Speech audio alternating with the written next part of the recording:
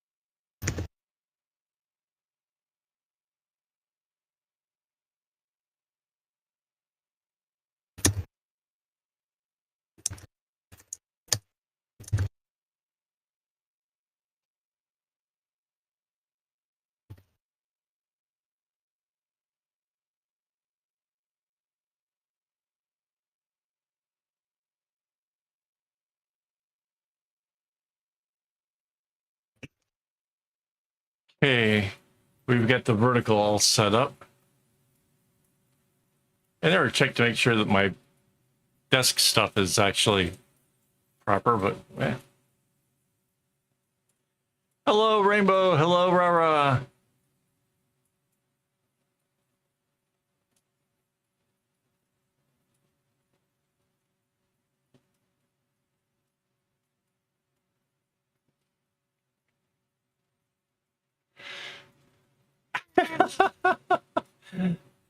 I love how you triggered it to go over top of the numbers. It said hello, help.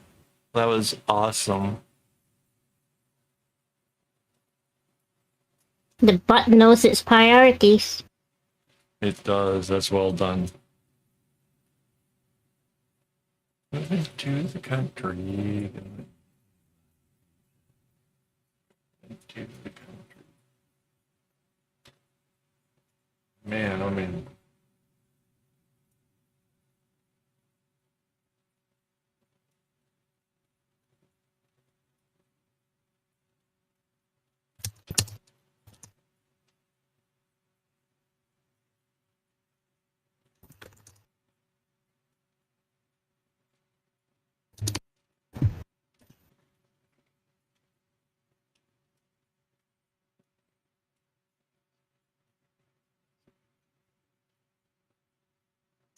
Yeah, Rainbow.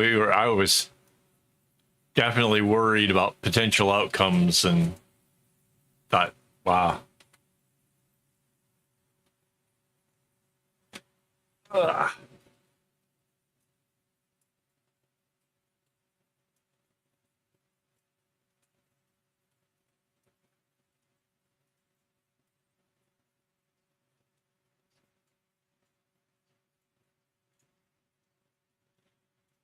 What is a Krampus festival? It sounds fun. It sounds like a thing based off a university? Is that? I have no idea, man.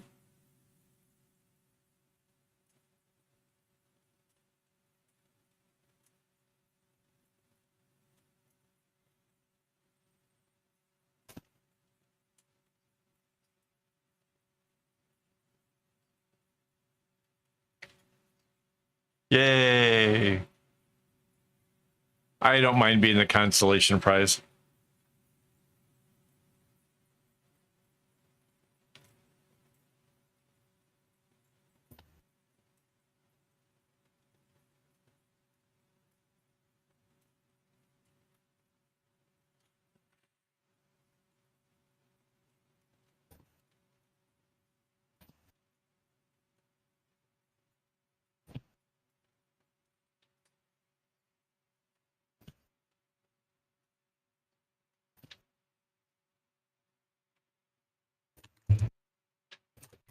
Hello and welcome. This is Kevin, also known as AWOL, and I'm here with a new project to play with. And yeah, I was right. I didn't have this thing centered or anything.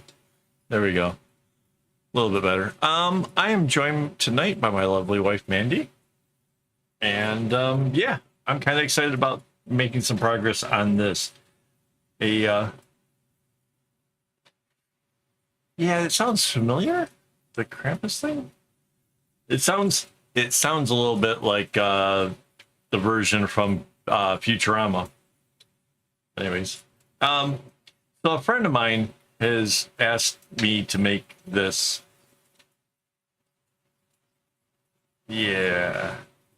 So I am trying very hard to get this thing done. I've made a lot of progress this week.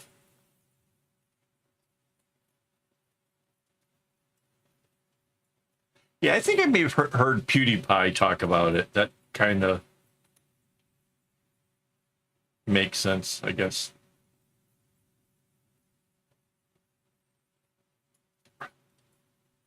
Hello, Maria. I am making a small bag that's going to house my friend's power bank, which I saw like a photograph of him using like a measuring tape to go around it, but I've not actually seen this thing in person, so I'm really hoping this works out in the right price.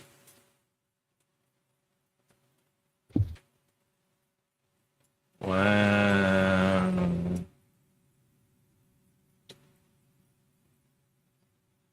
Right.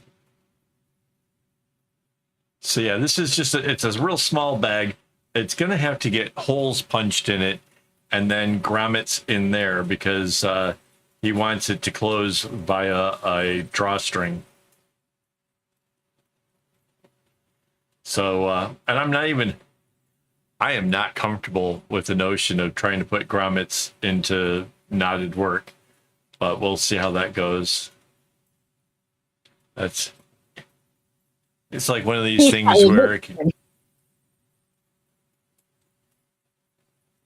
the last time I put grommets in something was it was in the panniers.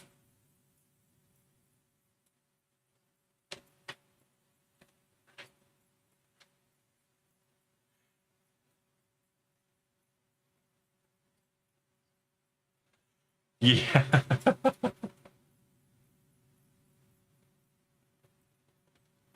Yeah, because calling them fat sacks would just get confused with something else.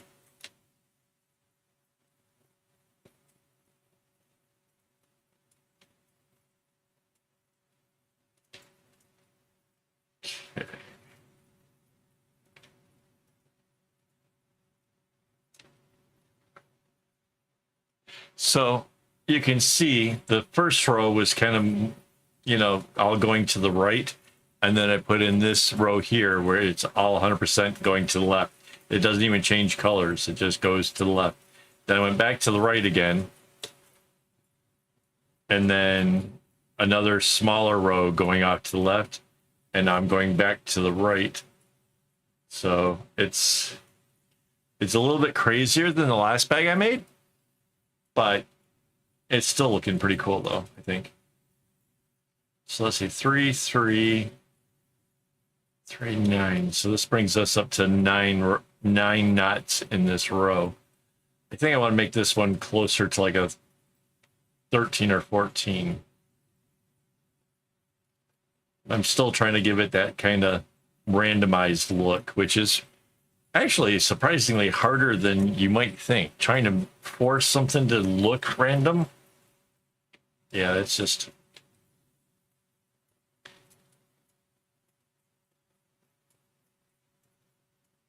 It's turning out pretty cool.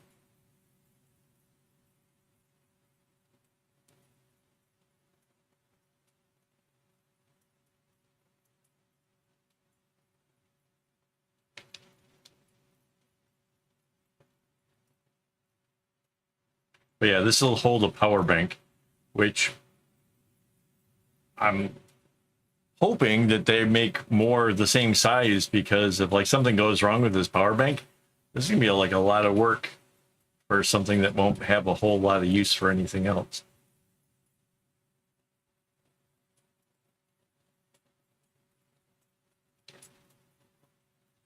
two, three, four, five, six, seven. No, this is brand new. The other one the other night is sort of done.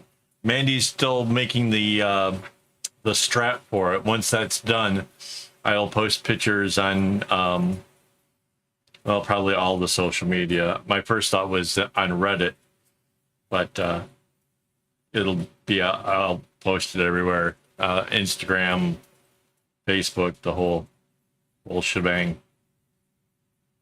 I wanted to wait until the strap was done because that's kind of like a big part of it as well.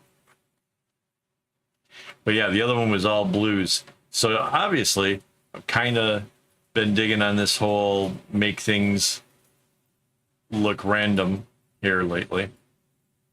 But it just seems cool.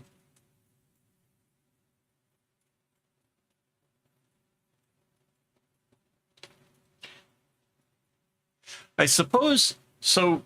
YouTube has the community tab. I guess I can post photos over there as well. I never really use it for that. When I have used the tab, it's usually like to share. Yeah, thanks. Oh, thank you.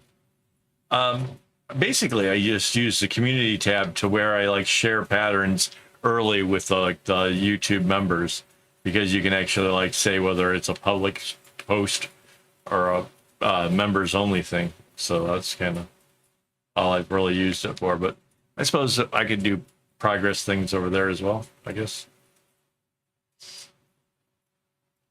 Yeah, Maria, thank you very much. I love it. I think this is some pretty cool stuff here. Yeah, it's 3, 6, 7, 8,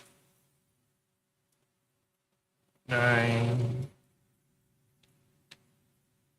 10, 11.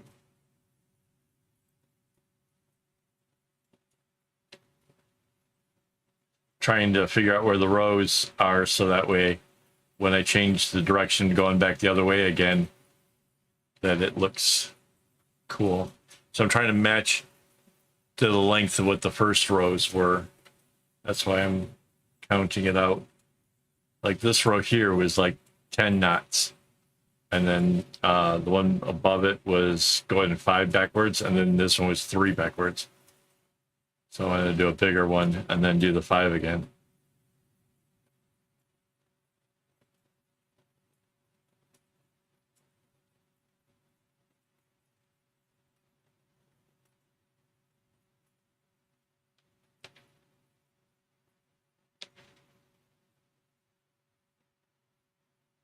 Yeah, it's such a mix of colors. I really kind of think that makes it kind of cool.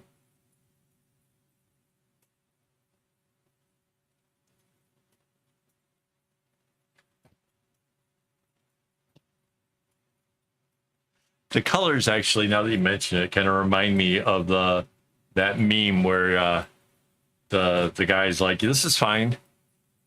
So hilarious. Okay, so wait, 1, 2, 3, 4, 5, 6, 7, 8.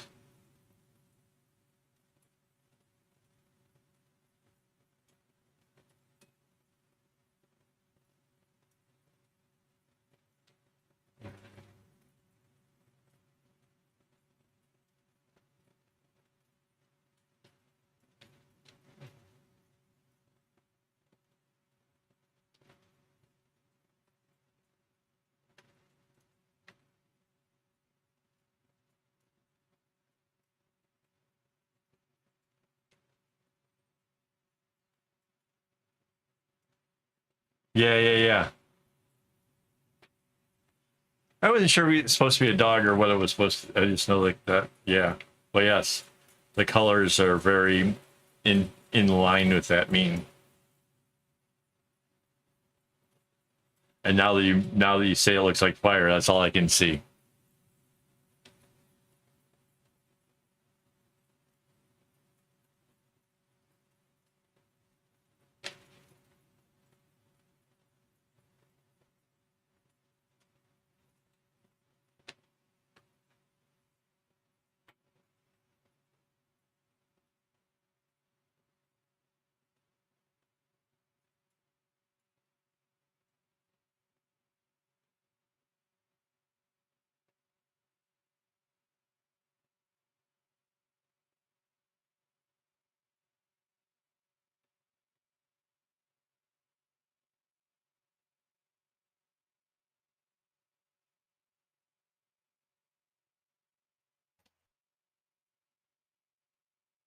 But yeah, I like tried to compare this to like the power banks that I have, and size wise, this is too small for anything I got.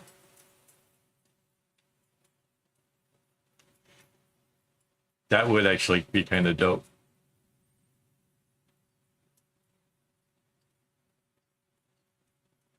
Yeah, I can see that. Picasso was sort of boxies, and yeah, I can see that.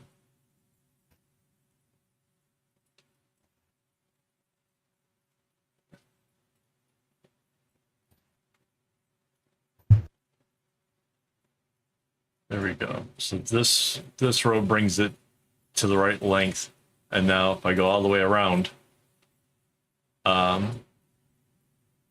and come out the other side, this will make the perfect size for this row. Hang on, just kind of rotate it around just a bit.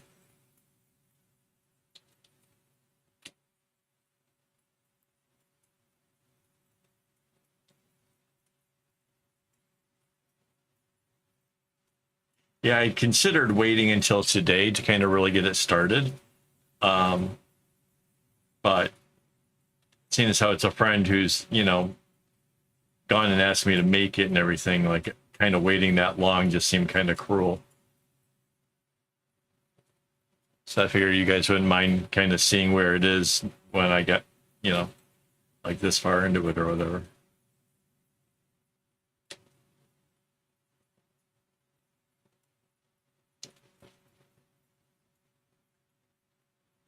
Like I said, like my power banks won't even come close to fitting this.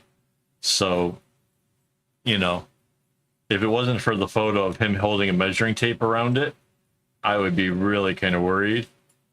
But yeah, he took a photo of that. So yeah.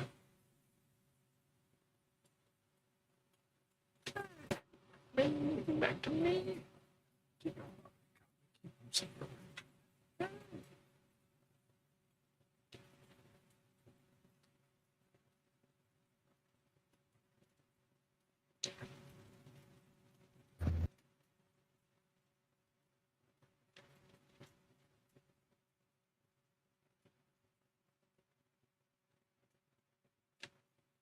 So somebody was recently asking me like how do I keep my strings from getting all tangled.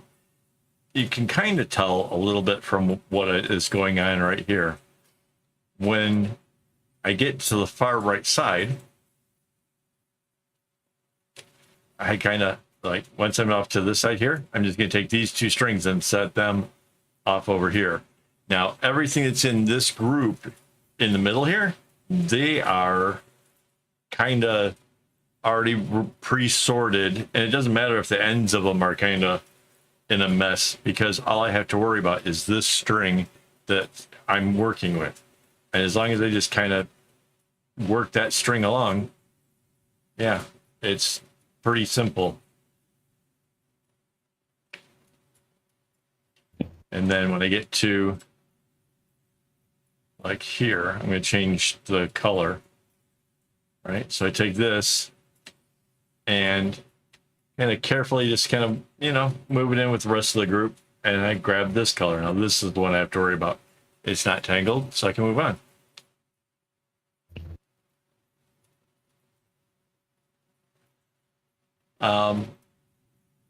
I don't remember how many strings there actually are in this project because when we were trying to do the math to figure out how big it needs to be, we overdid it by a lot. And I went off of measuring tapes and rulers and stuff instead. So I really honestly don't know how many strings are involved. It's a lot, obviously. It's more than 90.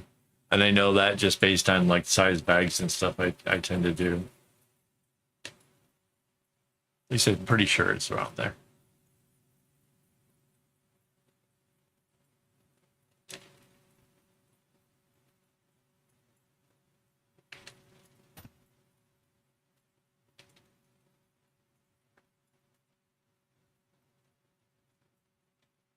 Ooh.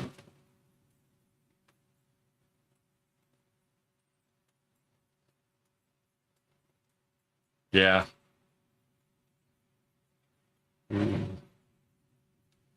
I not most every day, or except for Wednesdays. I tend to take Wednesdays off, get out of the house and stuff.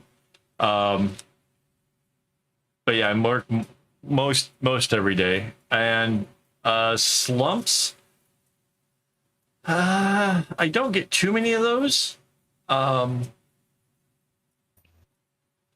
I kind of get excited. It's for me, tying bracelets is a form of like meditation, and I kind of like getting involved with projects, and I get excited about it, and it helps me with the whole dopamine thing to get working on a project of whatever type. And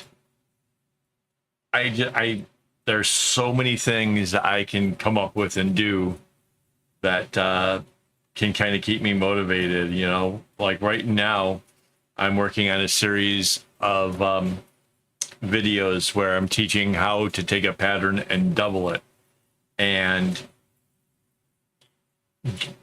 basically, you don't have to do it the same way each time. And that's one of the things I'm like really excited about showing off, is the fact that we can double a bracelet one way and that might look cool. But what if we do it, you know, maybe a different way, and you know, really change things up? So I've been taking like some really easy patterns and then doubling it, and some of them actually end up turning out to be so much harder once it's been doubled. So yeah, it's kind of neat. And then, you know, I want to get back into doing, like, there was a series I did called the Blindside Creations, where people submit pattern ideas that they want me to do. And basically the premise is I don't peek ahead to see what it is you guys threw at me. And then I just make a video of me trying to handle the pattern and possibly putting my own spin on it. So those are kind of fun. But yeah, I'm easily amused. I really enjoy what I do. And yeah, I don't know. Like even when I take like days off, I sometimes miss doing this.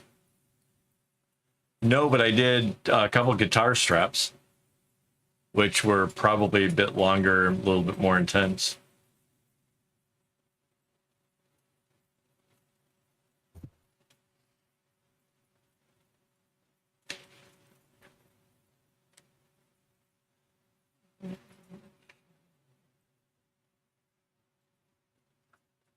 I've done, two guitar straps, a ukulele strap, which was like the guitar strap but thinner. Trying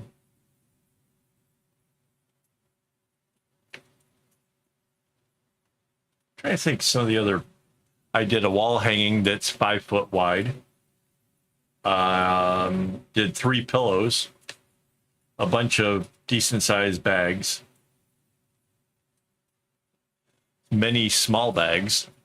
I've like lost track. There was once upon a time you could ask me how many bags I made and I would be able to tell you the exact number. But we have gotten so far past that, I can't honestly even tell you how many bags have been made so far.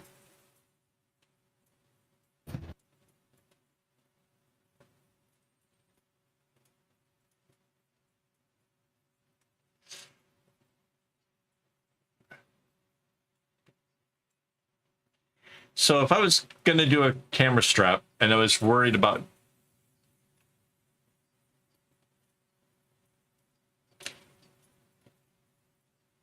right on, yeah, mine too is the ADHD that keeps me going at it, and this is the whole how I get the dopamine is by working on this stuff. As far as holding weight, if I was going to do a camera strap, I would probably stitch my bracelet work to leather, so that the leather was actually doing the bulk of the lifting, and that the bracelet stuff was just the thing on top, the icing on the cake, so to speak. So that way, yeah, you didn't have to worry about that. And then I would add the hardware that's on the other camera straps. There's like this little thin fiber stuff that's I don't know if that's got like steel wound with plastic around it or what it is, but there's something they use. Video on which one? On the putting it onto leather? Yes. Hang on. I'll see.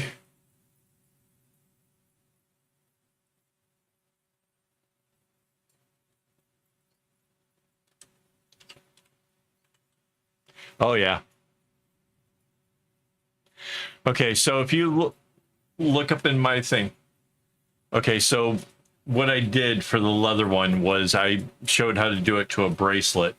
It's actually called Friendship Bracelet Leather Cup Tutorial was the name of the video. Mandy, can you put that in the oh wait, maybe I can.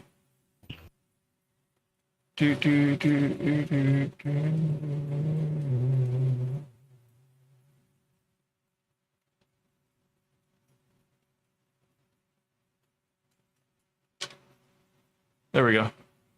There's a link to the video where I put a bracelet on there. So it'd be the same exact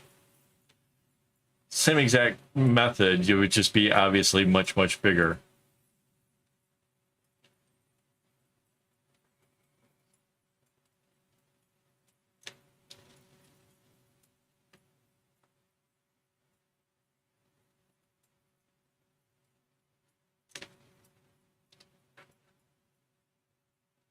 But yeah, I too have the ADHD, and this just happens to be the one thing that kind of really helps me along to help me to, I don't know, not have anxiety issues and not to smoke cigarettes and not do a lot of things.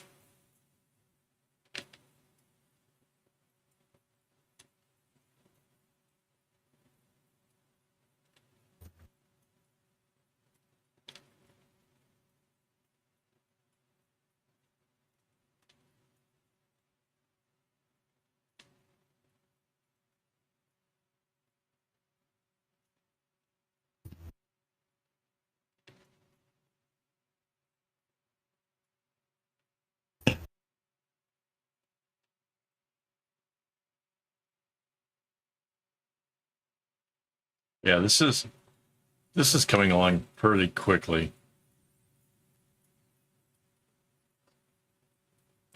I do. I take Ritalin, and been on it now for, I want to say, a couple of years. Am I right? Does that sound about right? Honey? Sorry? How long have I been medicated for ADHD? Has it been a couple of years now? So, Yeah, I think so too. Because we don't see her, like monthly or very anything. often, no. Yeah, and we've seen her a lot of times. Yeah. So I would say a couple years, yeah. Well, we were seeing her during the whole mask up phase. So, like 2019 and whatever. We saw her long before. We saw her before COVID was COVID. 2020. COVID was 2020. Right. We saw her before COVID. Yeah. For you? I think so. You sure that wasn't that? No, because it was, we saw her and it was after it. I was wearing masks. No, it's a Pepsi Black. Pepsi 0 calorie. No, it's 10:25 at night. If I had a Monster, Lord knows what would happen. Well, I'd probably still sleep, but could be weird. No, Pepsi Black. I really think they should sponsor me because it's my favorite drink. That, and there's some stuff that's made for kids that you mix with water that's really nice. 6:30 in the morning? Whoa. That is early.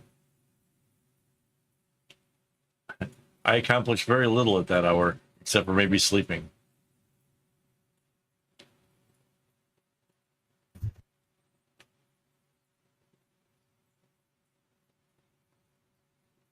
Right.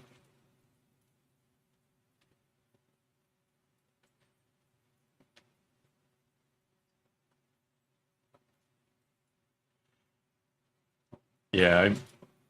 Being originally from Michigan, in the US, yeah, I'm kind of aware like how weird the time zones and stuff can be. But yeah, it never ceases to amaze me. So you guys are on the daylight savings, which makes normally during like all summer long, it's 12 hours difference between Singapore and Detroit, and then it goes to 13 hours during the winter months, which is hard for me to calculate which direction it goes. But I guess I should realize they fell back 1 hour, so it is.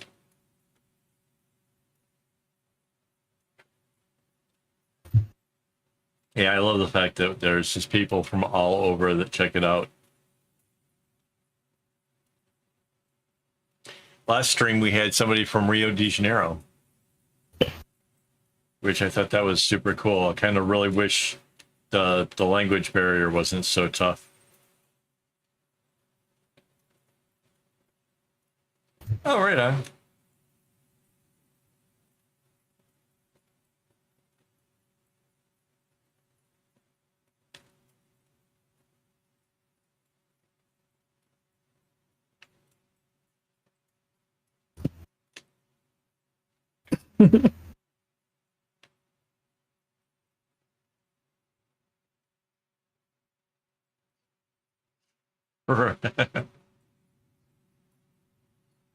No, I don't. I know a couple words in some other languages, but that's it. Like hola in Spanish or bagus in Malay, which is good.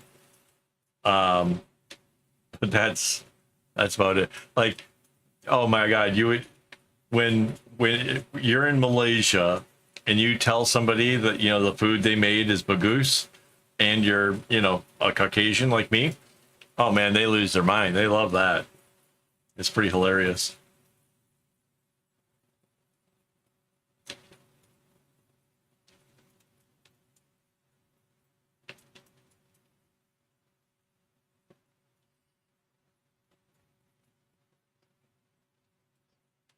It's English. Honestly, it's English. There are a lot of Malaysians here. There's a lot of Malays. Indians here. Malays? There are Malaysians in Malaysia. Malay. Sorry. Malay for one language. Chinese is another. Indian. And what's the fourth? Eurasian? Oh, there's third. Oh, Eurasian. But they're all taught English. So that's the common language for everybody is English. Even if they speak another language. Most kids here speak at least 2 languages, which is amazing to me because like I struggle with just one.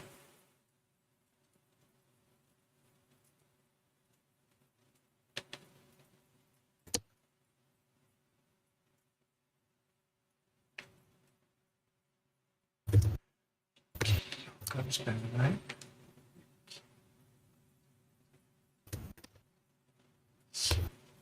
That's Mandy, and yes, she does.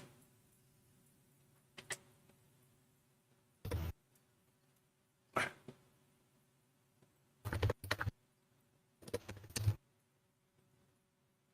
you speak other languages, if only for ordering food.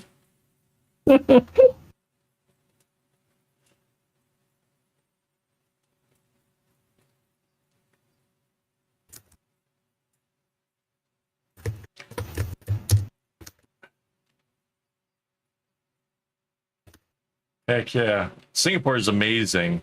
You'll enjoy it here, I'm sure.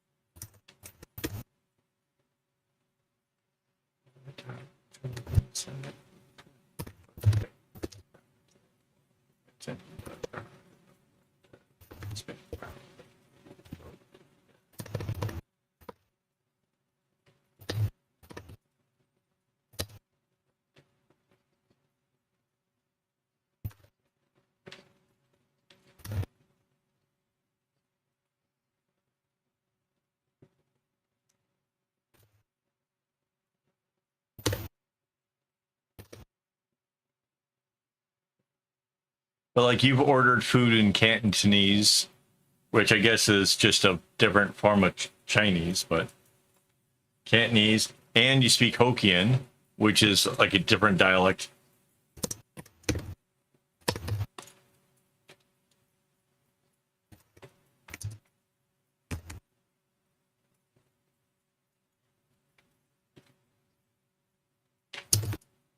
Very cool.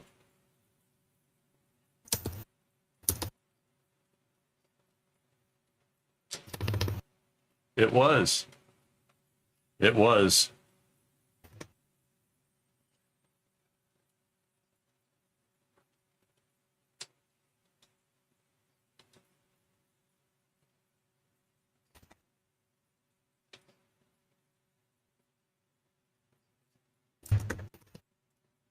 Oh, we could have used your help last week when the person came in from Rio de Janeiro. I'm pretty sure that that's their first language, and she was really struggling. I feel terrible. Like, if I get it, if you can't speak English, it's not your first language. Like, wow.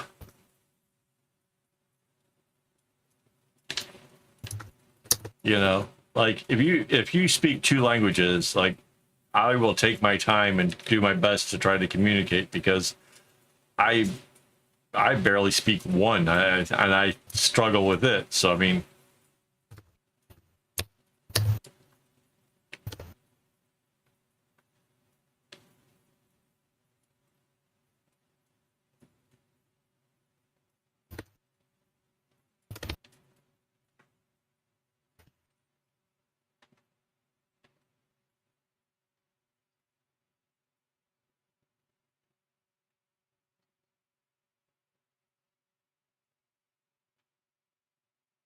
yeah, I don't think everybody's quite into the sports like you are, sweetheart.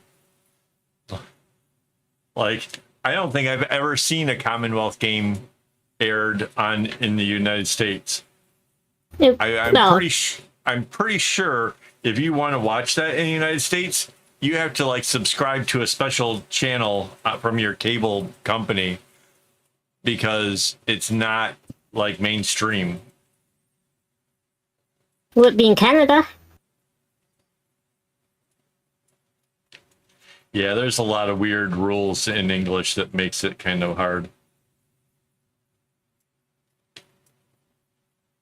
Yeah, despite the proximity, like Canada was probably no more than 100 miles away from where I grew up at any given point.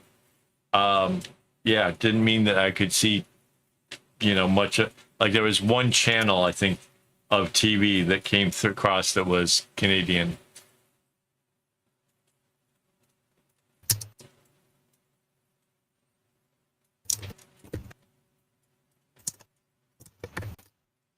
Kinda, yeah.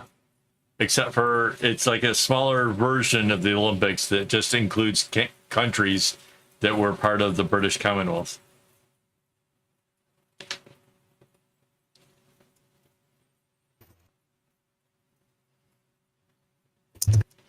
You put that same. I don't care. This is a good song. The video is hilarious.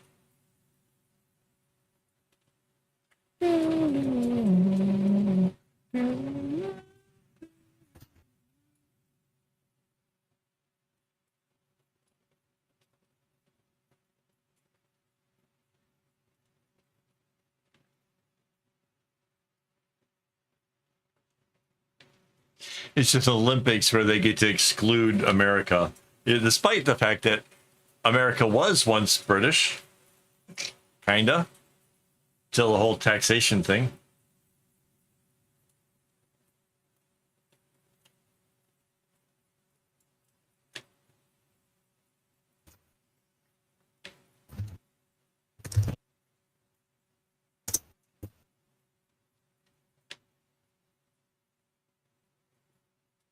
So apparently the United States is not part of the Commonwealth because it gained independence from the UK long before the Commonwealth was created.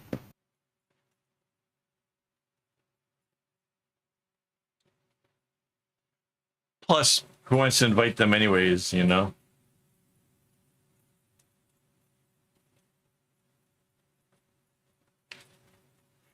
America has the World Series. The only country to play in it, but it's the World Series.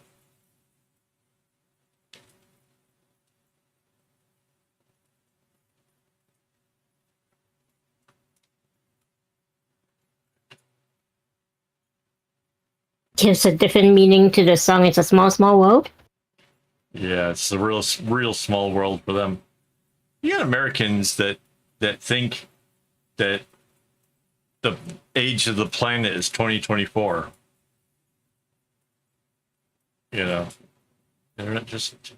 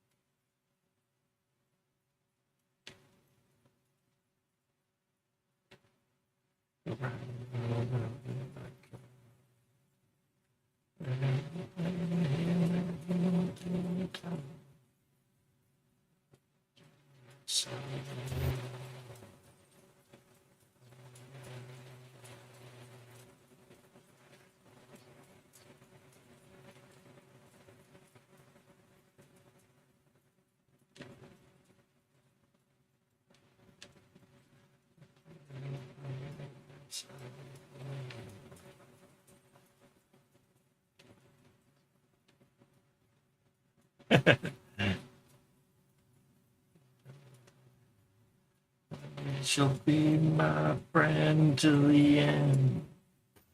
If I listen, you're still calling me Superman. I love this song too. Holding my hand. You kryptonite.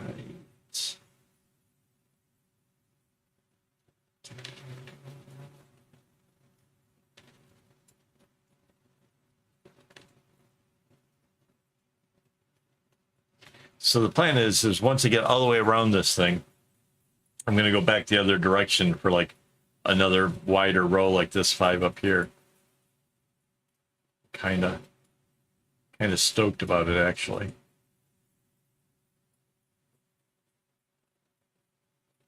Mind you, I kind of prefer going nuts to the right, but I kind of like this fact that this thing has these rows that are going in the opposite direction.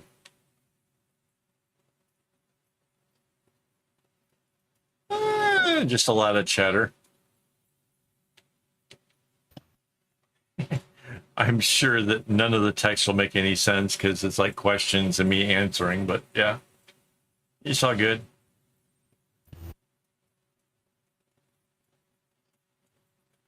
The Floss or Run DMC, the musicians? It's tricky. It's tricky to rock a rhyme to rock a rhyme. Yes. DMC Floss.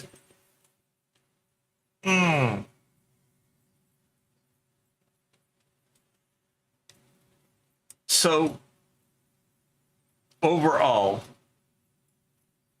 DMC Floss. So the last few times that I have tried using DMC Floss, the quality upset me. Because I use such long lengths of string, having a thing of a skein of floss that has a knot in it because they had to join 2 pieces together is super frustrating. So yeah, I cut my string in thirds. If there's one of the pieces is joined with a knot, I might not be able to use that 1/3 in a project. And with the price of DMC being as expensive as it is, it's a real setback for me. Now that's not a problem for somebody who's doing cross stitch or embroidery or whatever with the DMC floss. it's probably fine. But I use really long lengths of string, and that really throws a wrench in the works, especially when I'm like trying to make a bag or something and I order string specifically for it. I don't want to have to like add 10% or 20% just to make up for the flaws that is in their materials. Like that would be really bad for me. And again, the price is wow. Yeah. Yeah. It doesn't there was another supplier I had that had that problem a lot, so I stopped using them. But yeah, the where I get my floss from, it doesn't seem to be a problem.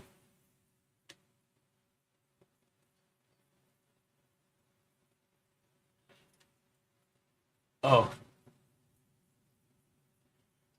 the 5 foot thing, yeah, is it's just a wall hanging. It's on the wall in my living room.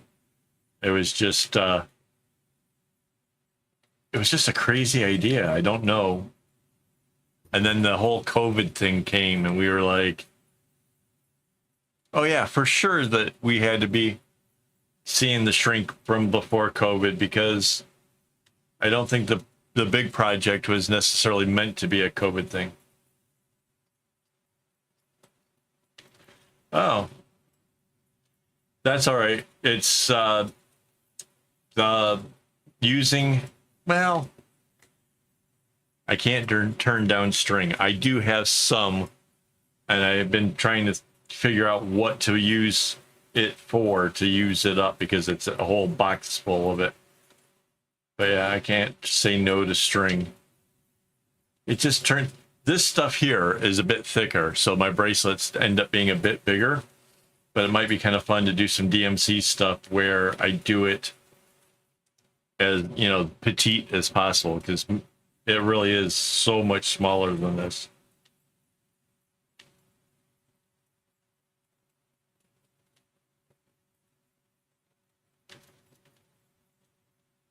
Yeah, I don't know how much shipping would cost. Shipping to Singapore seems to be kind of expensive.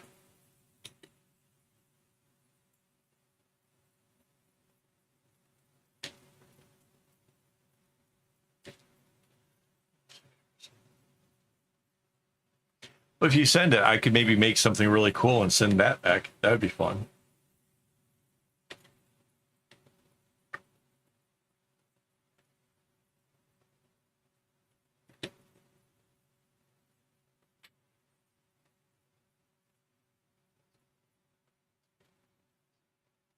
Wow, that's not bad.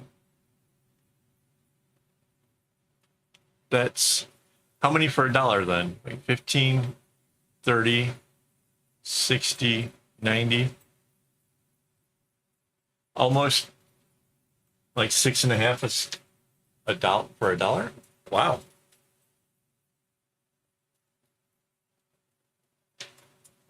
I remember there was a sale. I think it was like 6 for $1, something like that. 5 for $1 maybe, at Joann Fabrics. And I went and I found the manager, because there was the inside of the flyer, the thing that came in the mail, it said you were limited to so many, and I wanted to know if he'd make an exception. And he's like, "Look, I don't care. Buy as much as you want." Cool. That I went and filled up one of those little baskets full of floss. Yeah, it's over $1 here. It's over $1. Anyways, I bought so much at a Joann Fabrics that my receipt, because they rung up each one individually, my receipt was 16 foot long. Like, there might be a picture of that somewhere. I'll have to look. But yeah, it was ridiculous.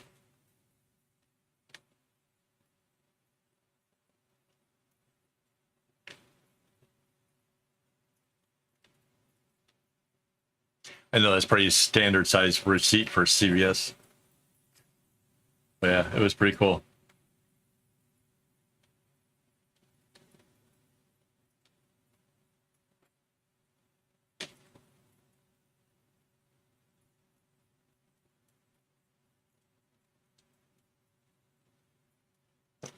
But yeah, back when I was in the States, like DMC was pretty much my only go-to string.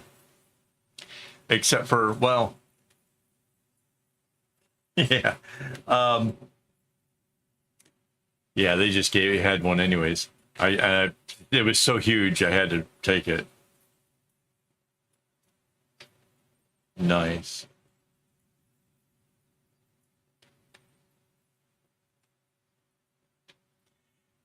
It's honeycut. It is, honestly, it's as difficult as you want to make it. If you go with a pattern that you love that is easy, it can be real simple. If you decide to try to make it really the complex pattern, it can be a nightmare.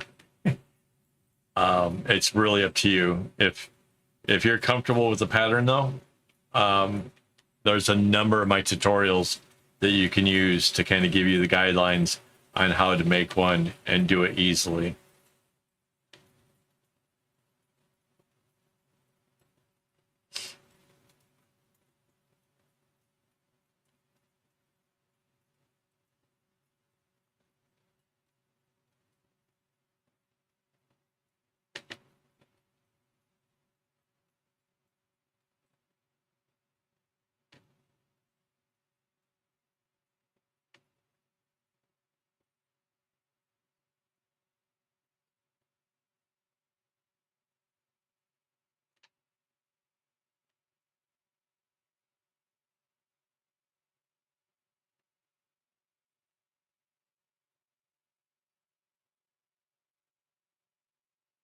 Right on.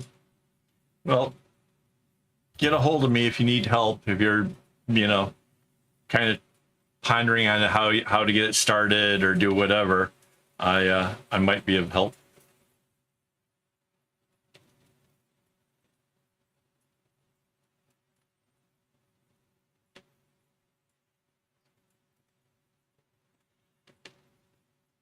How big do you want the bag to be? Like, are you talking to fit a phone in it, or just a little bit smaller? Like, what's...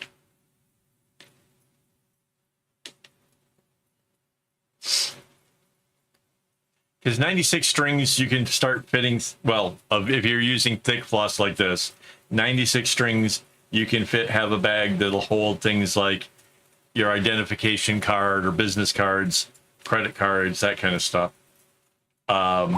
If you want to have like a phone in it, I think you need upwards of like 150-ish or more. Well, it depends on the phone, obviously.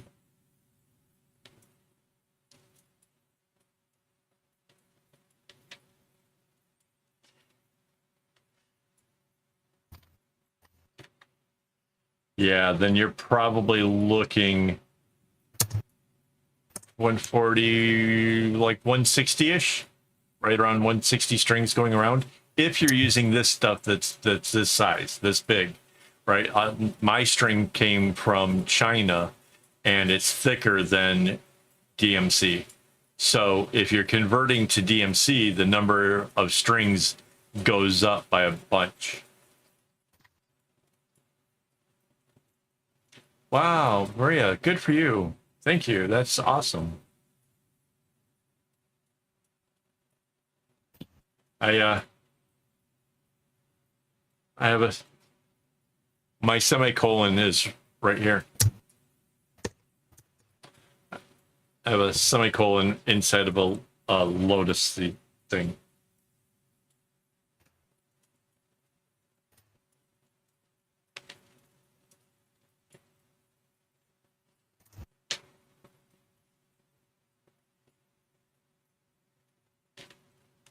But yeah, there's like so many other things to decide when you're gonna try to make a bag. Like, do you want to have a flap over the top? Do you want it to, like button down kind of thing, or do you want it just a cinch closed? Yeah, that sounds about right. 200 for DFC sounds about right. Okay, wait. that's 200 strings coming down. Now, depending on the length, because if you're fitting your phone in it, there's going to be times where some of those strings won't be long enough. So that's a thing. Awesome. But let's say if you're cutting the strings in thirds, like the way I do it, right? So you have 200 strings. That's 200 divided by thirds. Hang on a second.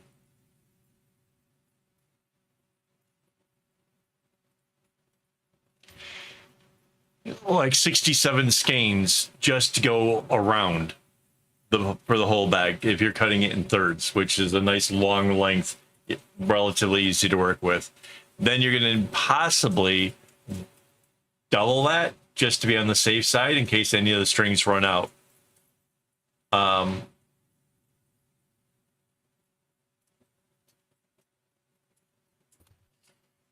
That's awesome. Do you have a link where people interested can like find your shop or wherever, however you're doing this? You should share it, Maria.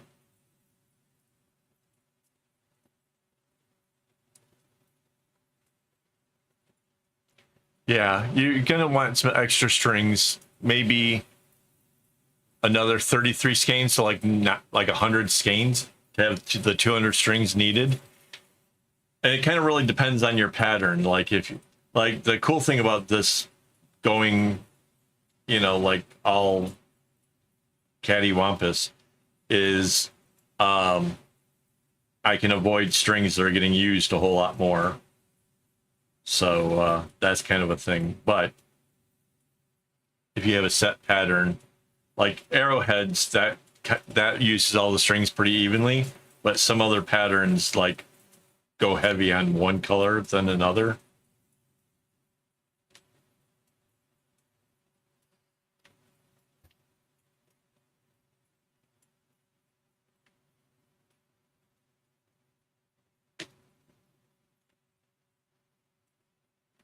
And if you know somebody that works at DMC, you should see about if they want to sponsor a project and have me put together something complex and interesting, because I would be so into that. That would be so much fun.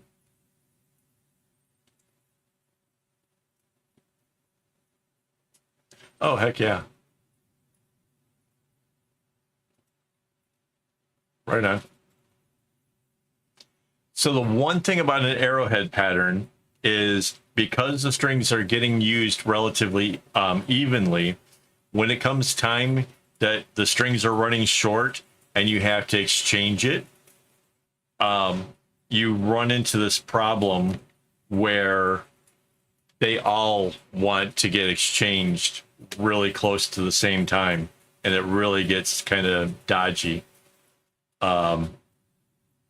But that's, you know, as long as you know that it's coming and you know how you're going to change out the strings, which I've done videos on it, on how to replace strings that get too short. But yeah, that can be a little bit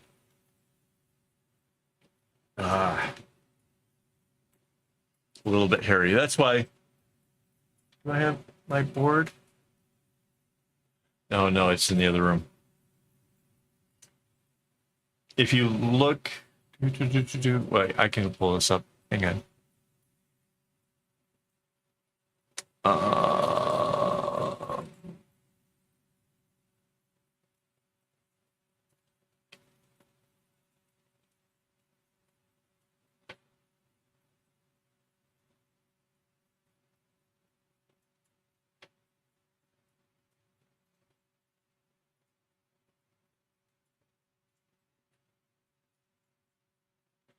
Hang on.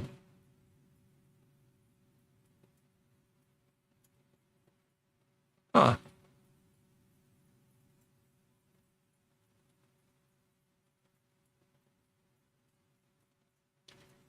I wanted to show off the one pattern that was, oh, hang on, desk.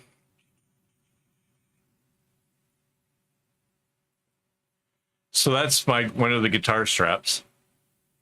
You can see I stitched it to leather, like there is stitching on the outside of this. You can see on the back side, but not so much in here. It kind of hides. But that was one of the guitar straps. I was looking in here to show you. Oh, there's the wall hanging. There's the wall hanging again. Me just holding it. Kind of gives you perspective. I'm 6'4". So these are the pillows I made. There's a pillow just coming off the clipboard. That pattern, the pattern that's on my arm, is a really good pattern that's sort of arrowhead, but it uses some of the colors better than others. And thank you for your subscription. Thank you.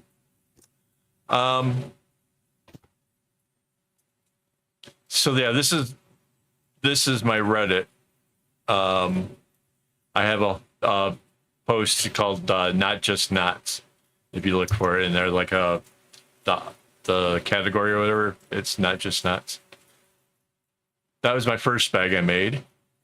Actually, that bag, this is the pattern that works out really good for trying to do bags, because it uses the outside colors the most, but you can have all the colors balanced by how the inner ones can be like the same colors or whatever. It just, if you spread it out right, this one turns out really super well. But yeah, crazy stuff. Yeah, there's, if you ever want inspiration, between my Reddit, my Instagram, and my webpage, there's so much stuff.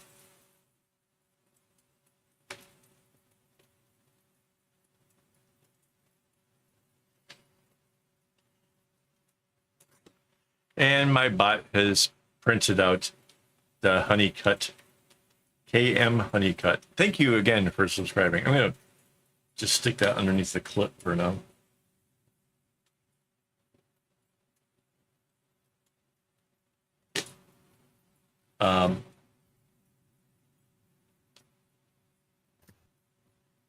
Yeah, sir. Like I said,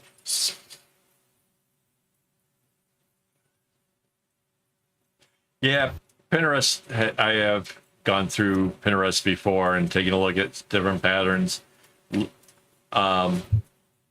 It's kind of fun, the stuff that gets shared over there.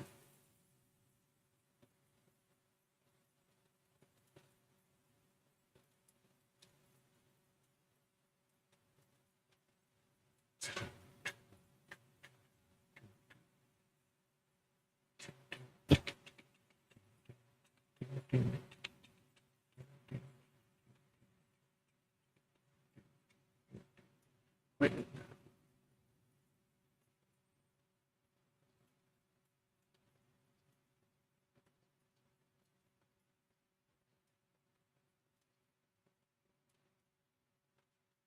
Oh, that was nice.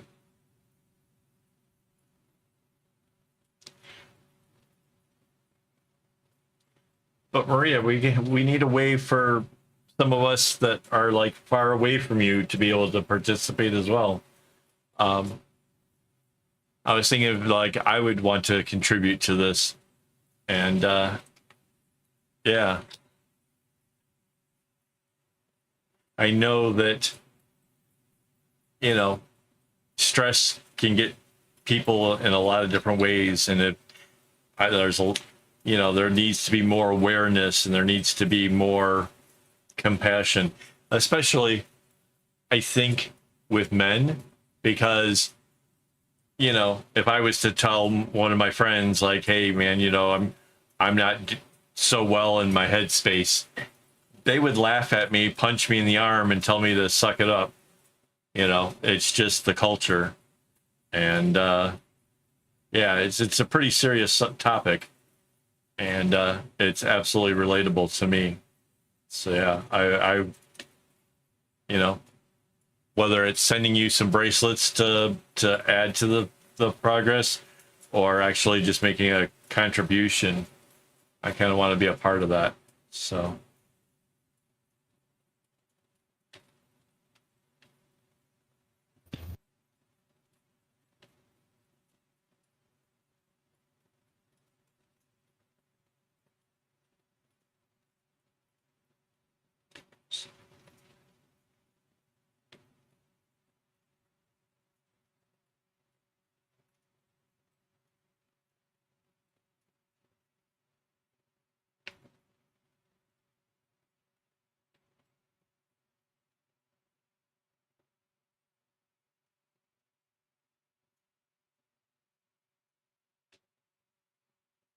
It does. It does. And it took me a long time to kind of get the help that I needed. And again, society's stigma on what it is to go get help made it kind of difficult for me to really actually seek out any help. And then I got a really good doctor who now deals with my whole because I have ADHD and I have manic depression, which is also called bipolar. And when left unchecked, it can be really creative and awesome and amazing for a while, and then suddenly just turn to really bad. Yeah. Honey, can you send her a link to where she can, like, we can DM in private or something? Sure.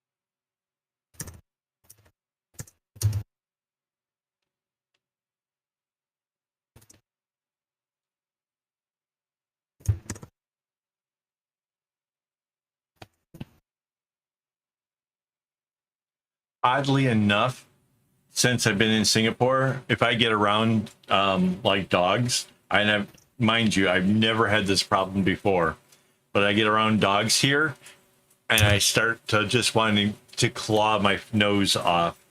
It's something different in the dander, possibly because it's so much more humid here or something. I don't know what it is, but I've, like I said, I've never been allergic to dogs before.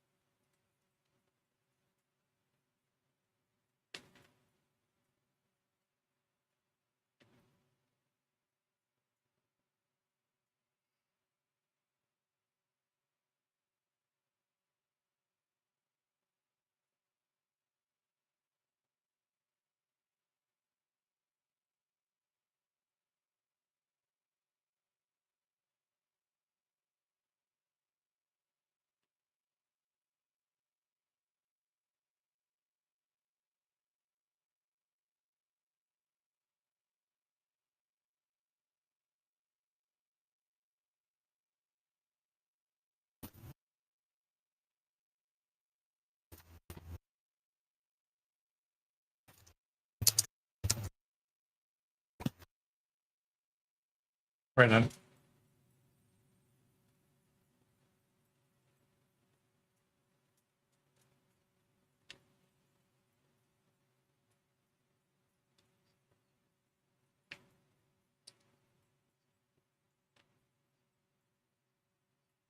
Right. Yeah, I don't know. It's, like I said, never had that problem before. Mandy had a dog. We had a the hell is Tricky? Pepion. Tapion. He was a good boy. Yeah, I didn't have too much trouble with him. But the neighbors' dogs, man, I can't go over their her house anymore. It's just too much. It's either that or get all jacked up on Benadryl.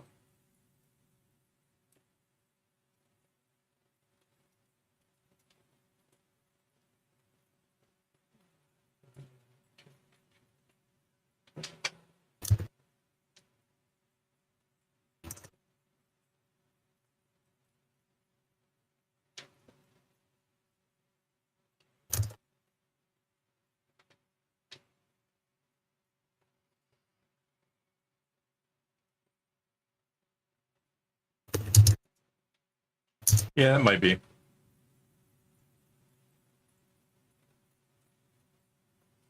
I know that like people with allergies like this tend to like get poodles and stuff because they're like easier to keep.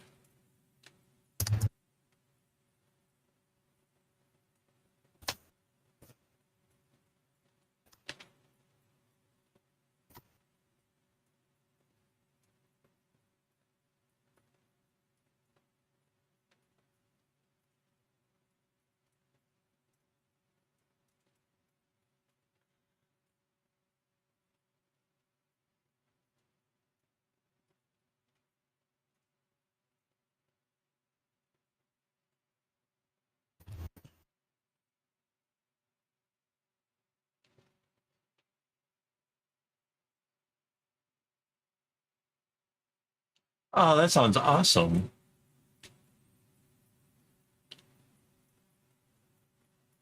Two borders sounds like a lot of work. Yeah, I imagine that, but the frisbee thing, that sounds like a lot of fun. Sounds exhausting.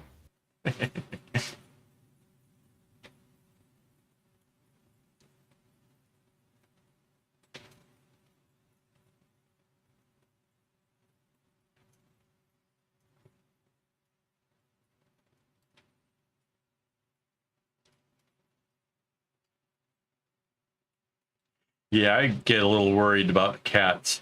I have a wall hanging that took 9 months to make with tassels on it. I think I would lose my mind if the cat got a hold of that.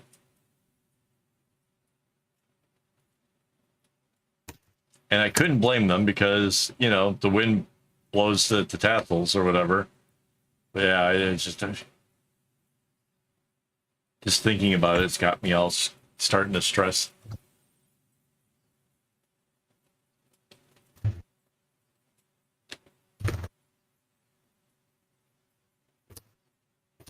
Wow.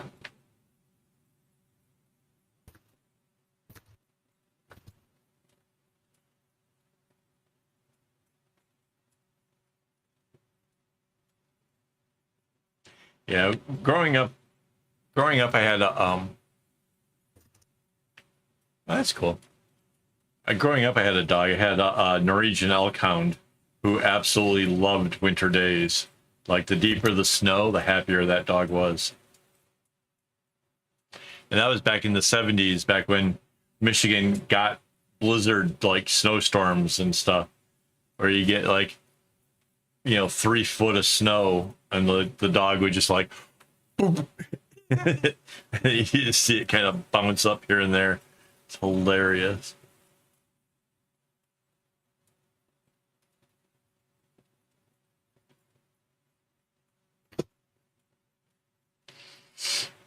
Uh,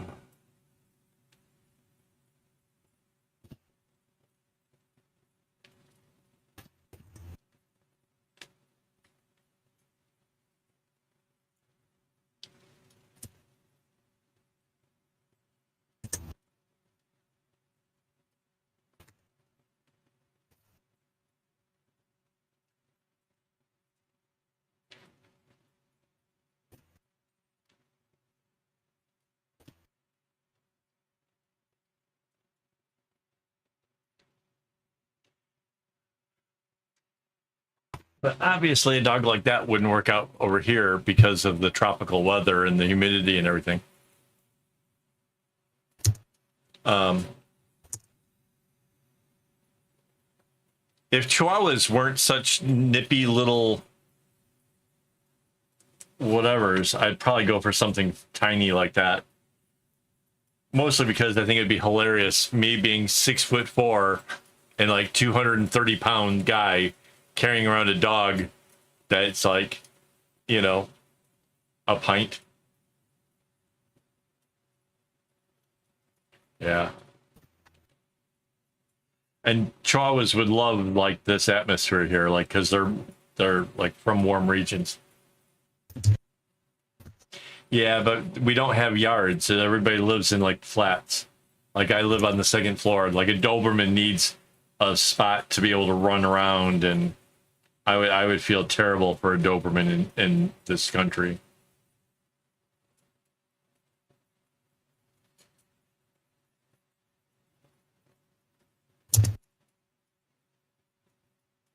My friend had a Doberman, and used to love going to the parks. We would take her out to run around, and she would like.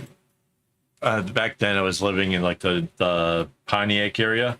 We'd go over to Kensington Park, which is like a it's not a state park. It's like a, I don't know what kind. But anyways, we'd go out there, and the park is huge, and that somehow that dog could always find deer poop, roll around in it, make itself good and stinky, so it could try to sneak up on deer, and occasionally got really close to it,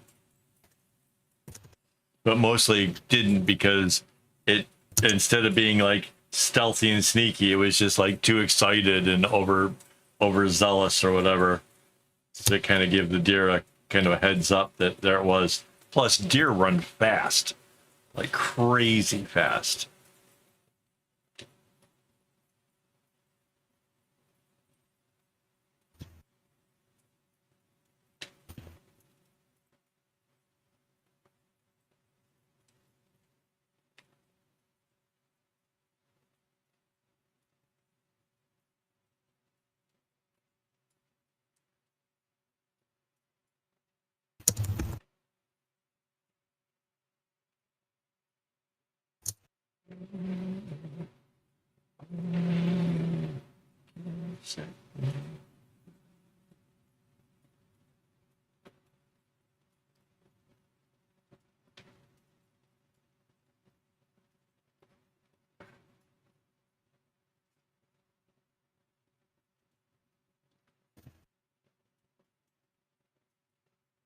Oh, so there is no schedule for next week, because we're gonna go off for a little bit, for like 2 nights, and I'm kind of concerned with when I get back, like what all has to be done and things like that. So there's a possibility that I may stream like on Wednesday, Thursday, or Friday. Not Wednesday. Okay, so yeah, maybe Thursday, Friday, maybe, but I don't want to commit to it, so I've left it all blanks. The live stream will be back on Saturday though. But yes, that is, and I put that on the announcement thing over on the community tab, where there's normally a schedule. It says that we'll be back next Saturday, same time, same everything.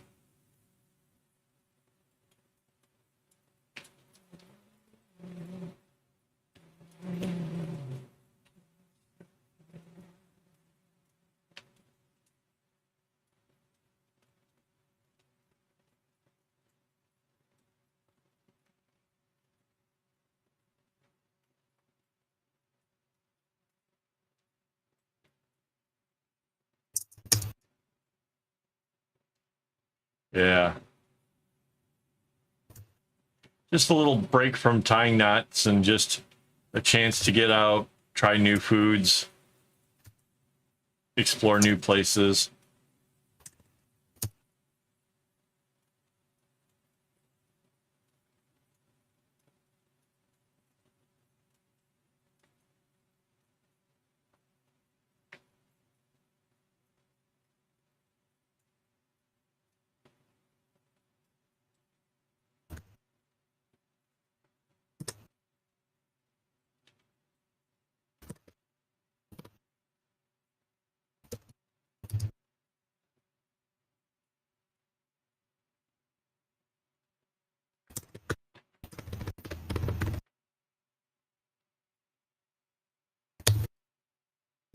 So despite kind of just getting this row started here when the stream started, we're more than halfway around. So yeah, we'll definitely probably be onto the area where it starts going back the other direction. Kind of exciting.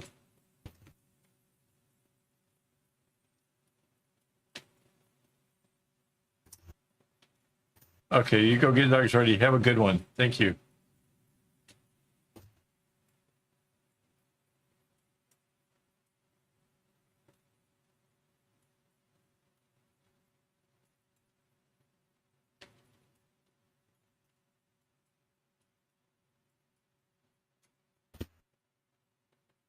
Oh, I just realized something that we need to bring with us.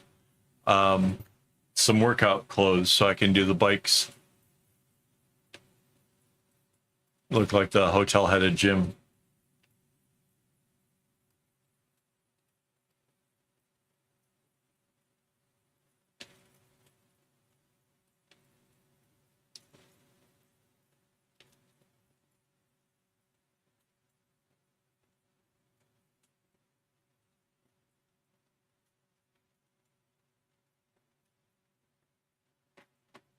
All right.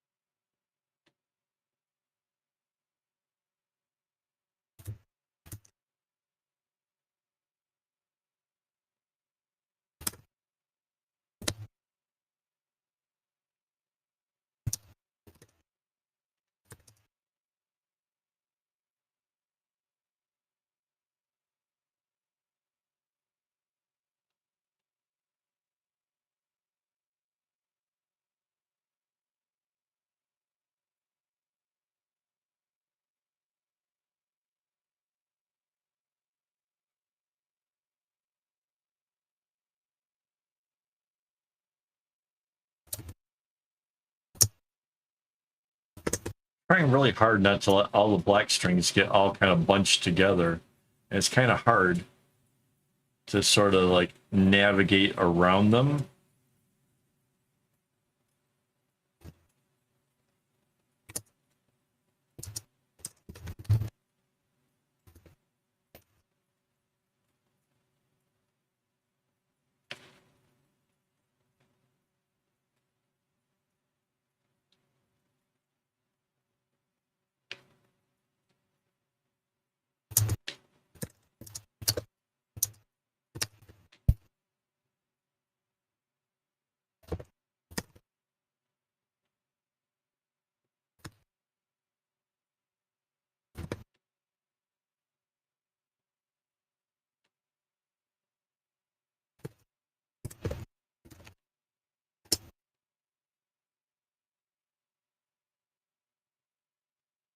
So in about 10 minutes, we're going to have the puzzle game, which is where the whole screen breaks up into a whole bunch of little squares, gets all shifted around, and you guys have the fun of trying to put it back together.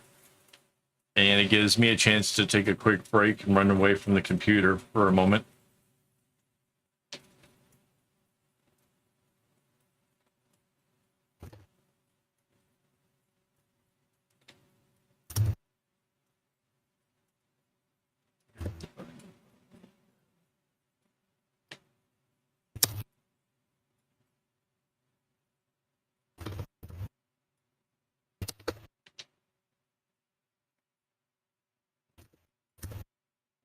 Shouldn't just string things be like popping in about now? If she does, I'm going to laugh so hard.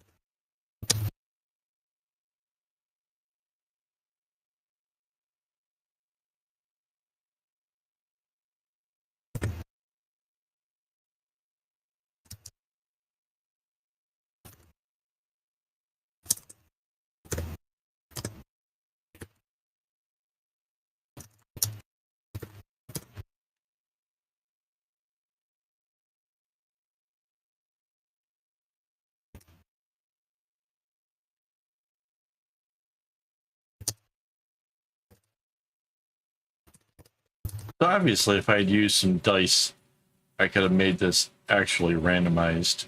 Roll the dice, pick the number, do that many knots, change strings, repeat.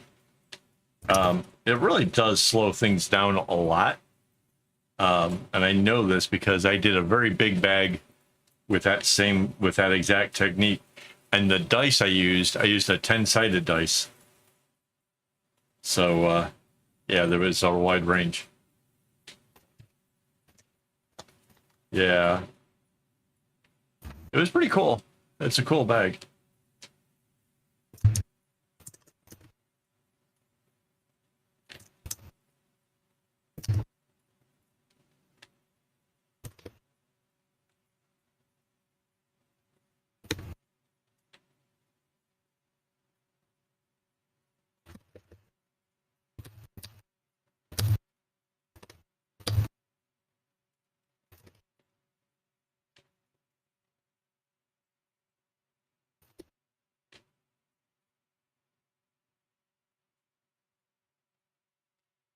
So, today.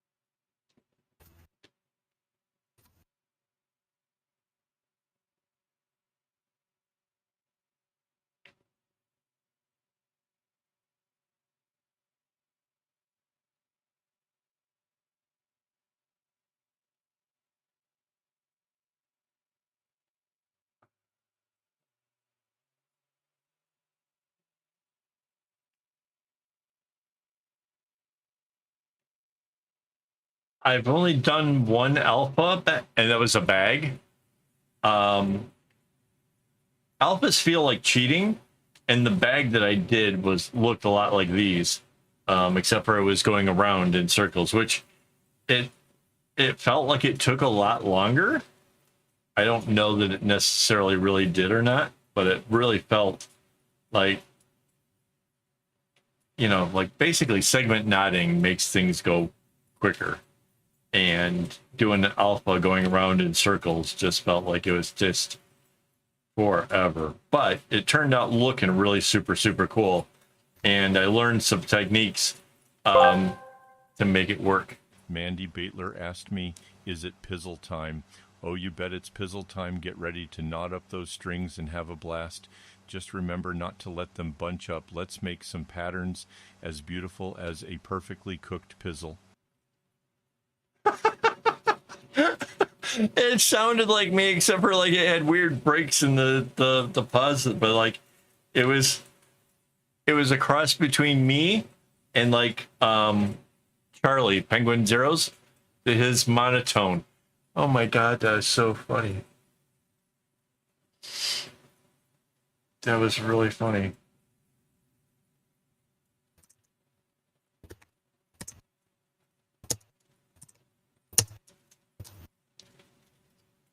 Yeah, there was a typo for a puzzle, and yeah. It's one of those things around here where typos get a lot of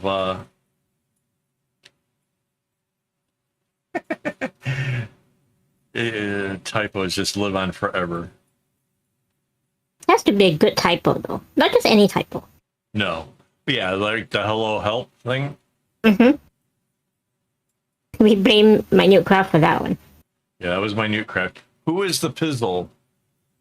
Was that just String Things? Or was that Rara? Who? One of them was like getting excited about the puzzle game and called it a Pizzle. And yeah, that's just been a thing ever since. Was it you, Rara? I don't remember.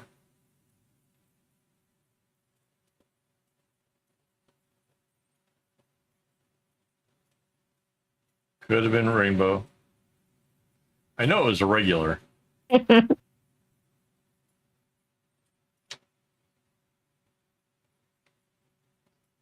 Wait, what? That's don't do that. Don't do that because I've never looked it up and I don't know what that means. Right.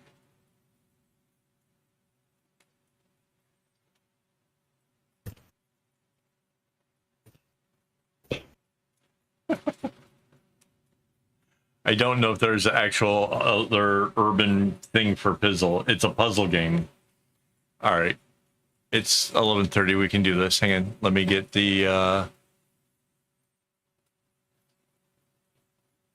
not that one, this one. Puzzle game.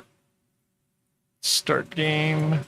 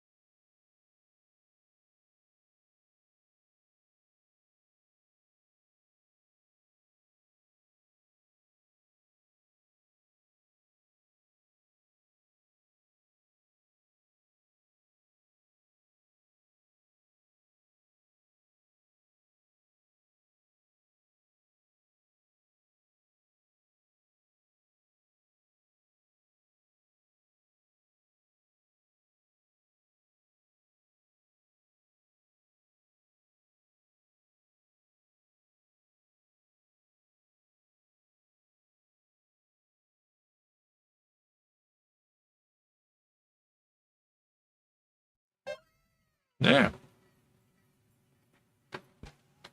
Nice going, guys. Good job, Rara.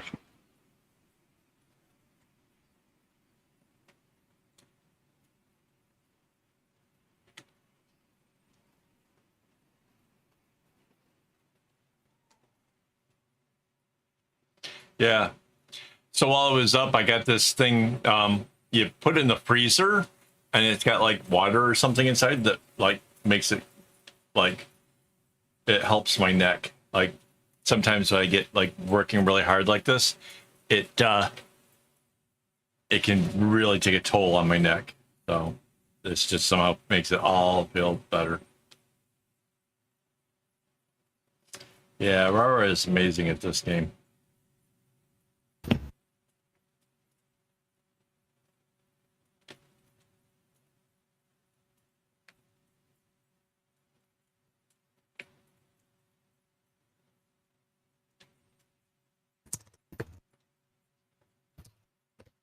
Yeah.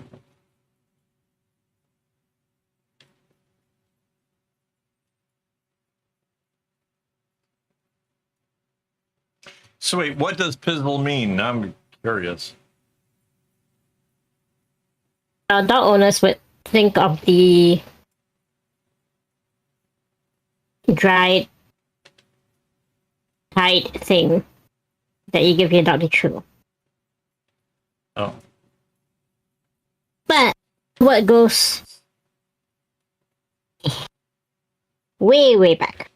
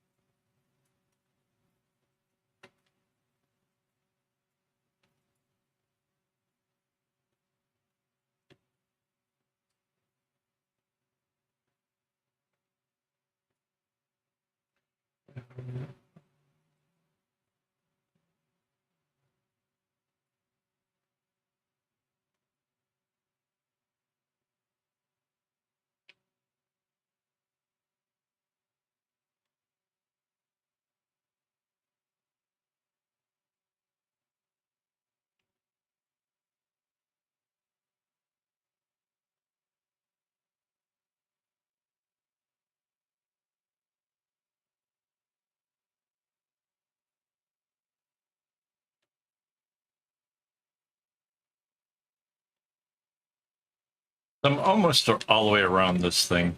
You can't quite see it, but the angle is right on the edge over here.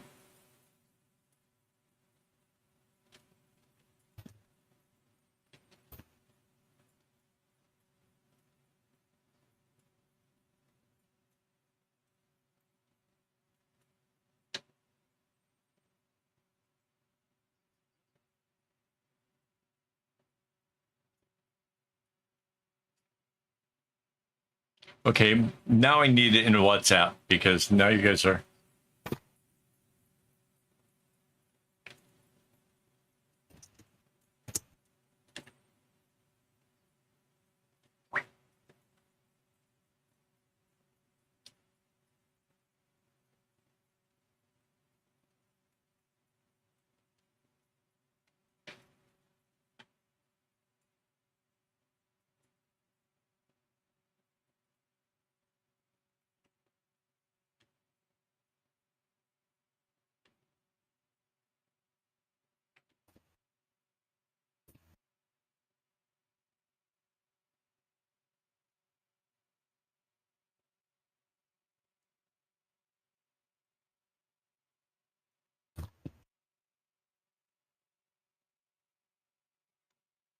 Ew.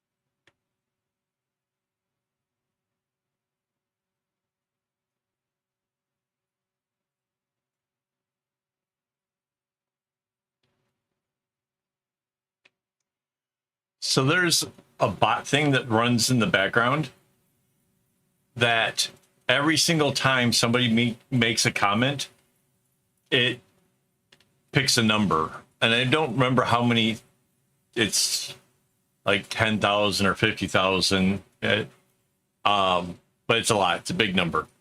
If it picks the number 1, you win. And that means all you had to do was just type something in and the bot to just land on 1. There's nothing you can do to make it land on number 1. And there's nothing that helps to boost the odds. It's just about chatting.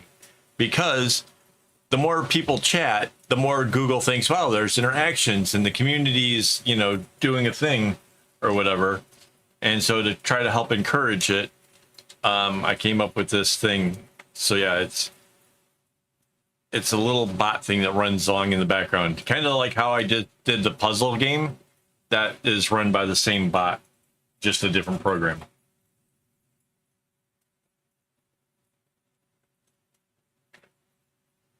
Kind of crazy. We experimented before. We tried it like 1 in 1,000, and it happened really, really quickly. So we were like, okay, we got to up the number. It might be 50,000. It's a lot. Yeah, it does a whole bunch of crazy stuff. It's like the background here will change colors, and there's congratulations, and a confetti thing shoots off, and yeah, it's pretty ridiculous actually. Really looking forward to it happening.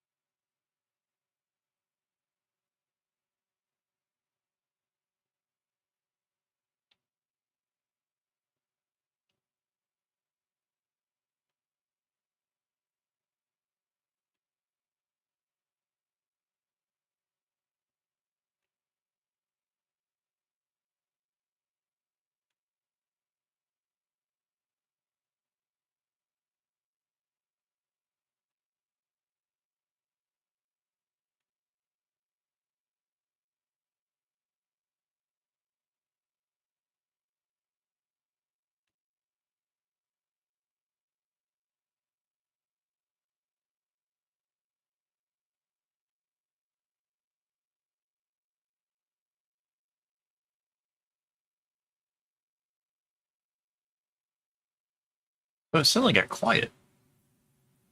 I need more questions, more things to talk about. What? Let's see.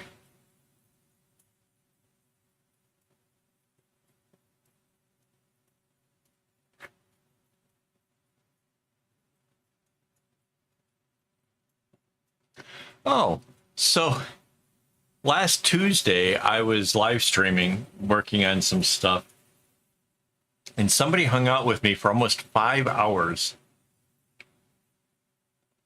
No, I don't do anything. I didn't even know Bracelet Book had a thing going on. It would take away from me trying to finish a project for a friend, and the videos that I do. But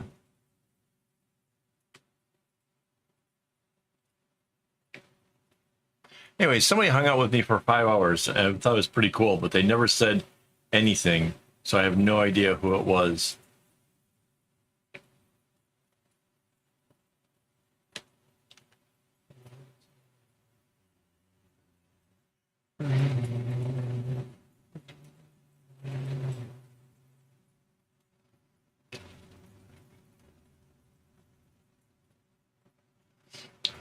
The one who's so far away when I feel a snake bite enter my vein.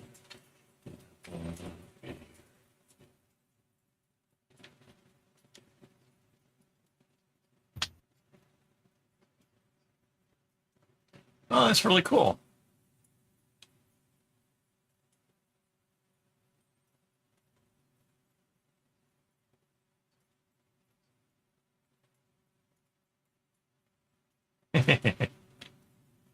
Yeah, I don't know.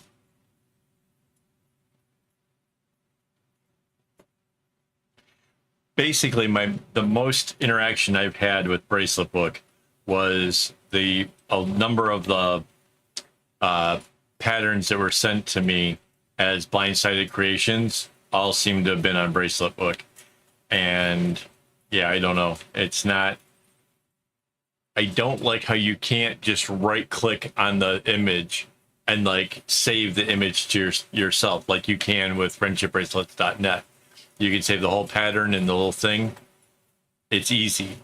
If you want to like save it for later to work on it, it's just so easy. So yeah, whenever you see me picking out patterns, it's going to be friendshipbracelets.net.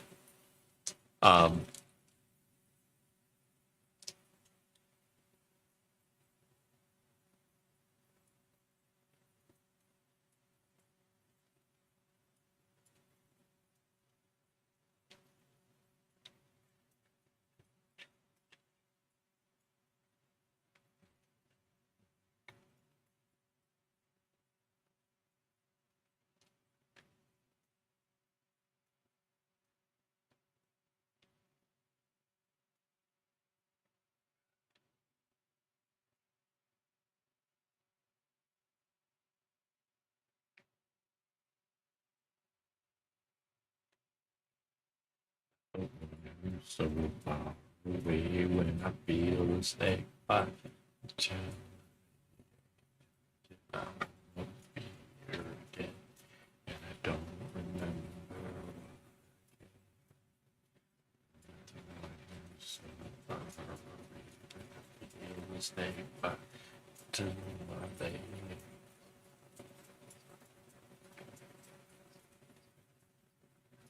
Yeah.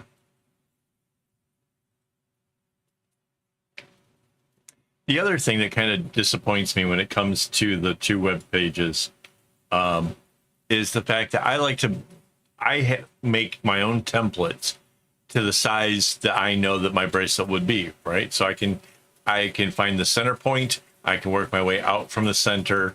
I can come up with stuff. So it doesn't repeat. It's not like a continuous thing. And as a result, like the websites don't take patterns like I make. And I can see kind of why. It's sort of, you know, you don't, people in general would probably want to be able to size it up a little bit bigger than what I made it because my string is doubled and it's this really fat string or whatever. But yeah, I don't know. That's why I teach how to make your own templates, how to be able to fill in your own patterns, how to do stuff that's a little bit more complicated and a little bit more intense. Yeah.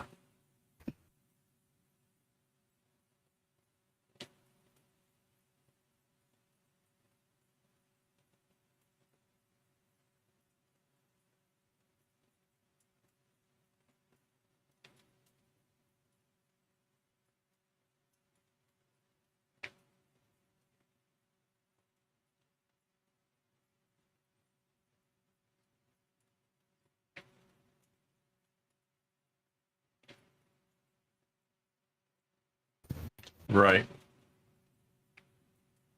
Yeah, I can totally do it. I have the ability to figure that kind of stuff out, but most of the time I don't want it to. I don't want a pattern to repeat. I want it to have an interesting start, a gem like center that makes it, you know, like this bracelet here. I love the way this thing turned out. I added the lighter rose to give me the extra length needed, But like that, to me, that's awesome. This one here is a perfect 4 times it repeats going around. These are just bracelets that I made that I really liked. Mandy's got a matching one to this. And then these two are made by Mandy. She made the Kumi ones. But yeah.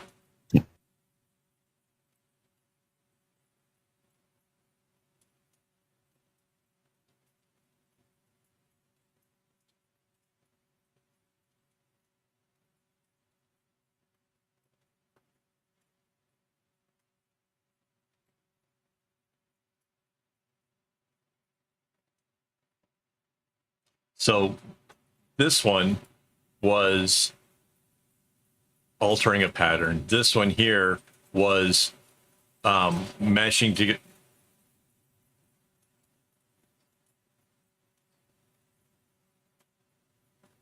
right on.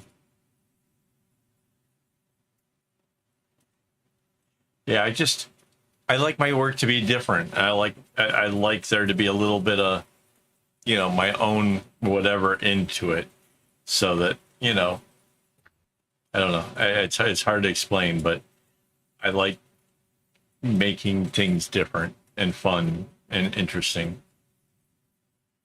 I want people that, even the people who make bracelets, to stop and look at it and go, "Oh, that looks a little extra."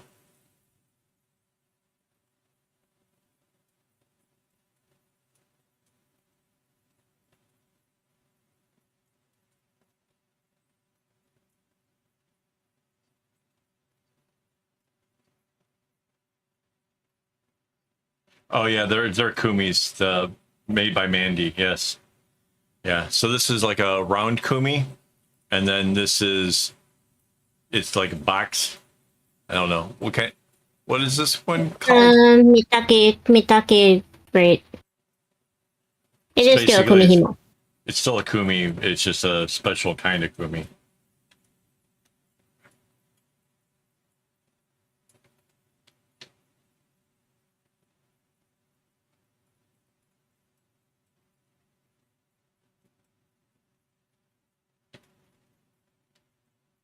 Yeah, Mandy's pretty much got the whole kumi thing like down. Like, she makes so many crazy cool patterns. Almost all my loops are all made by her, and yeah, it's pretty spectacular stuff.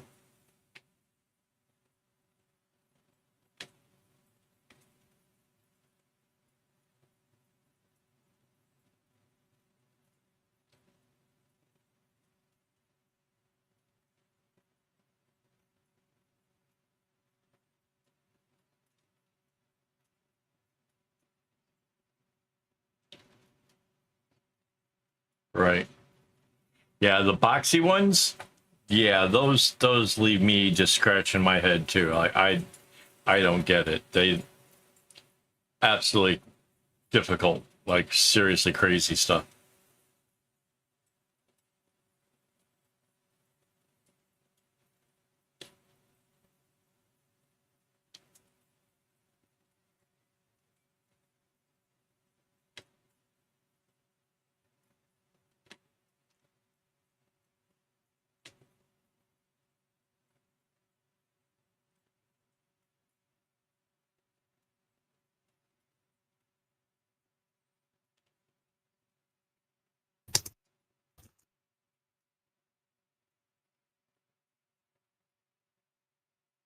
Look at that crown, honey. 2 hours later. Might be too big for my head. No, your little head right there with the tongue sticking out looks like it fit perfectly.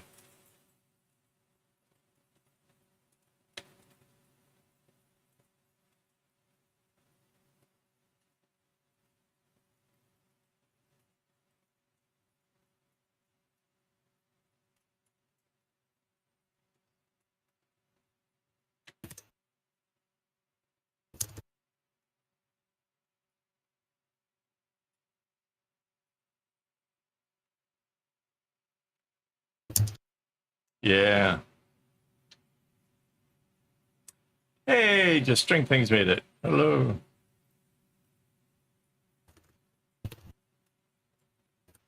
Yeah, the stream starts at 10 p.m. Singapore time, and it's already midnight. So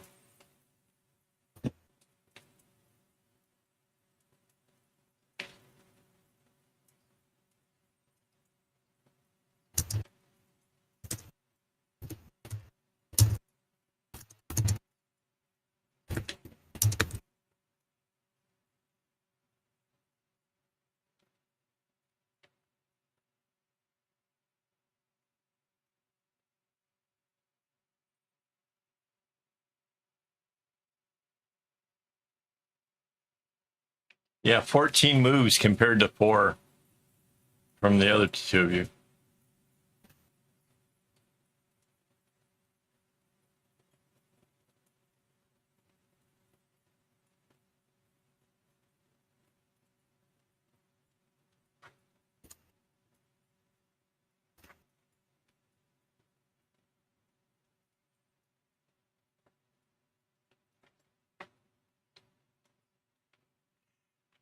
And midnight is like usually my wind down time, but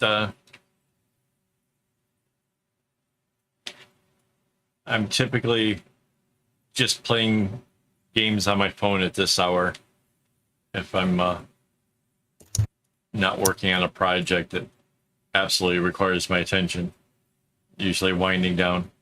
I'm kind of hooked on this one game right now. Oh my god! Like seriously, almost have a problem with it. It's Alien Invasion.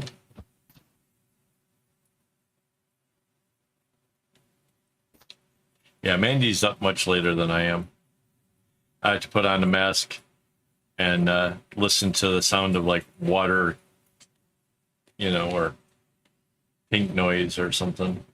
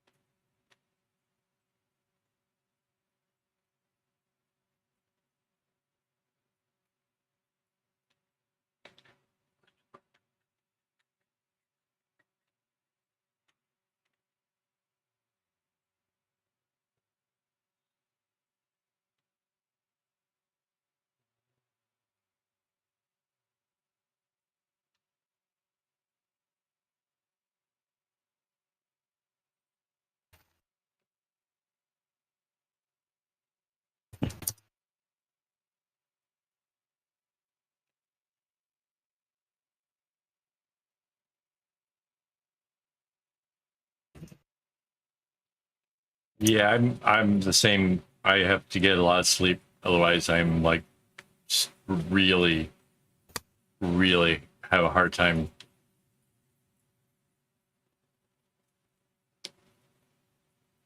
But like that medication that I took at 11:30, like that one will have me wind down pretty quickly. So yeah, usually.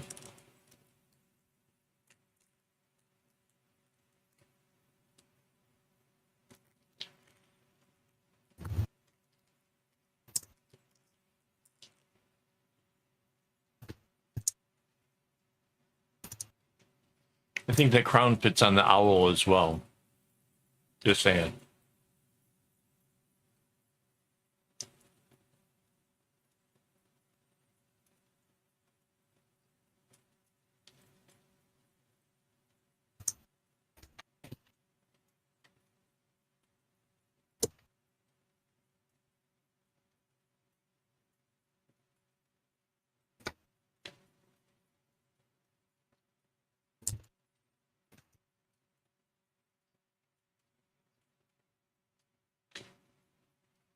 Oh,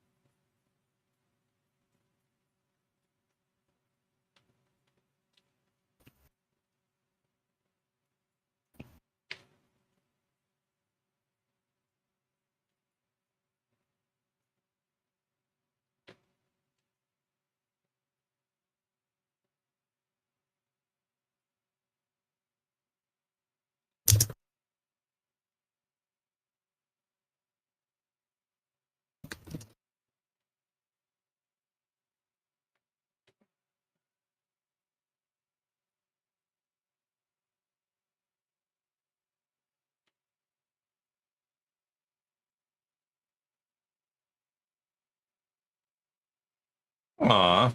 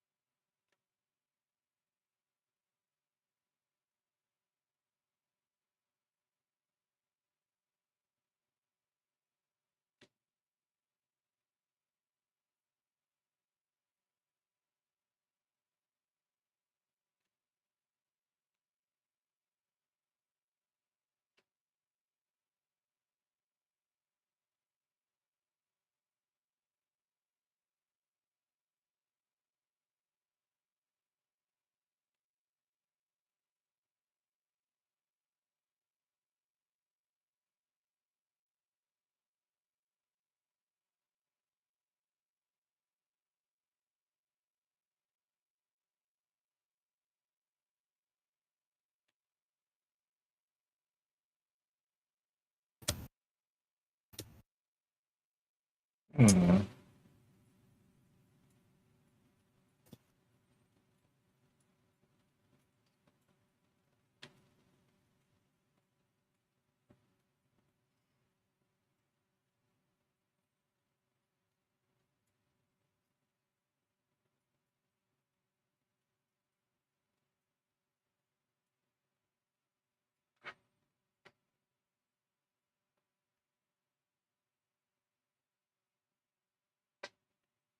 Hmm.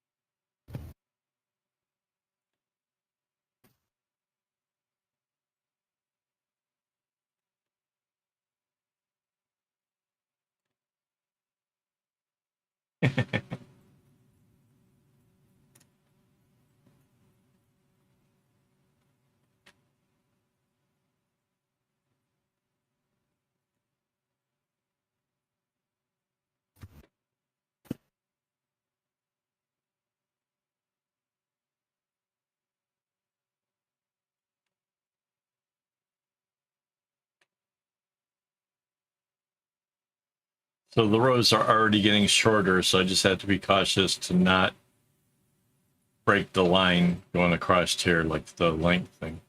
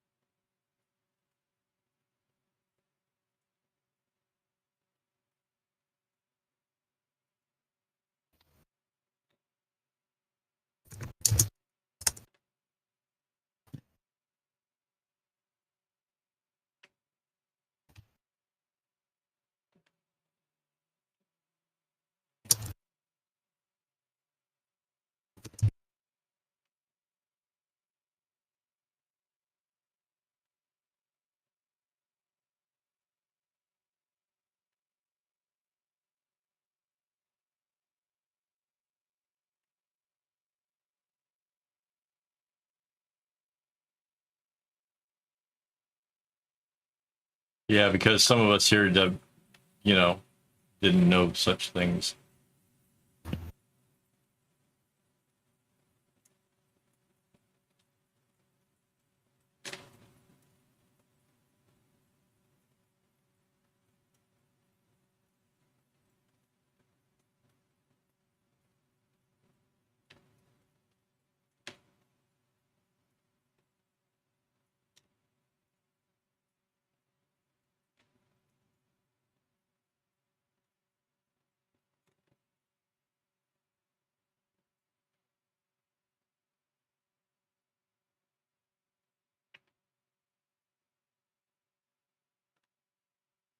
Well, British have like all kinds of weird stuff. You know, you call a dresser a chest of drawers. You call the trunk of a car a boot.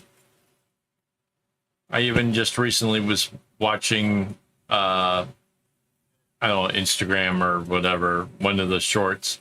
The boys are having a go at the name of a BMW.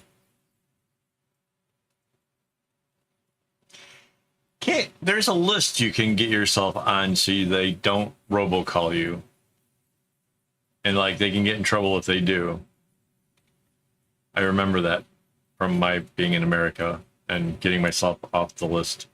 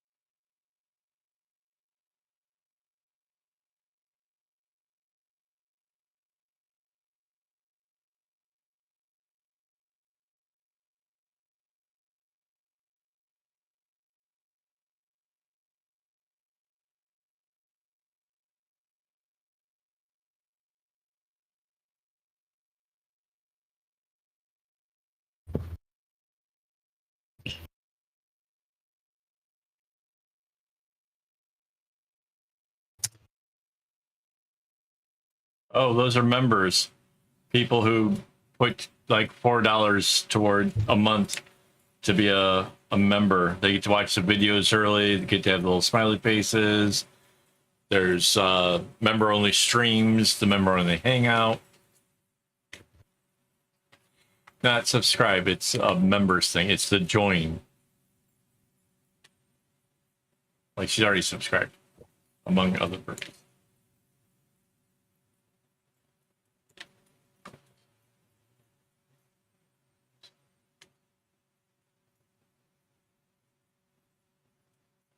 Right.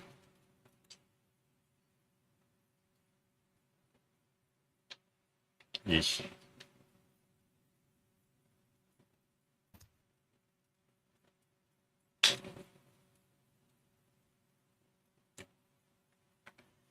Oh wow.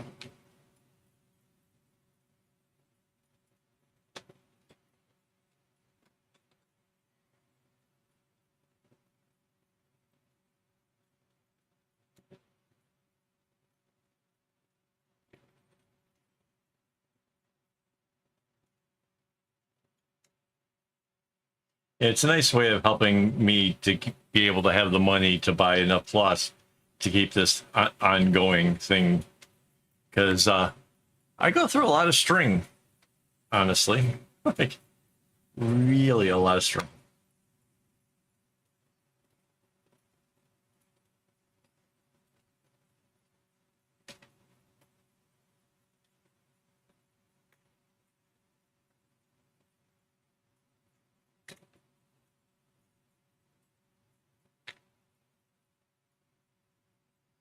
Just string things. Was it you that was hanging out with me on Tuesday? Somebody was on the live stream for 5 hours and never said a word. Really curious.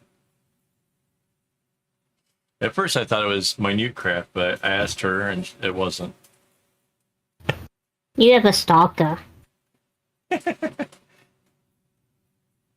It kept me talking for like 5 hours, just talking to the void.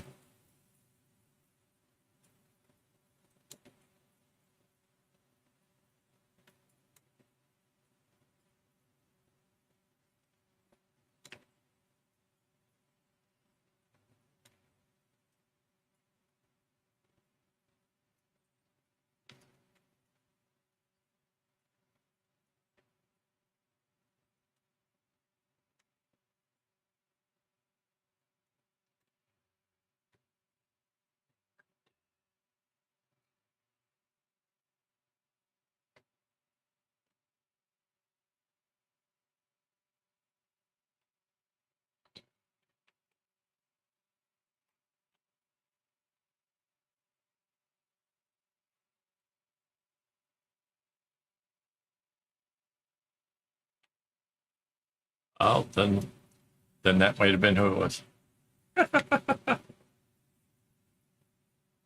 Well, there's like now, okay, it was 8, it's down to 7 people subscribed to the channel. So there's this very small number of possible who it could have been.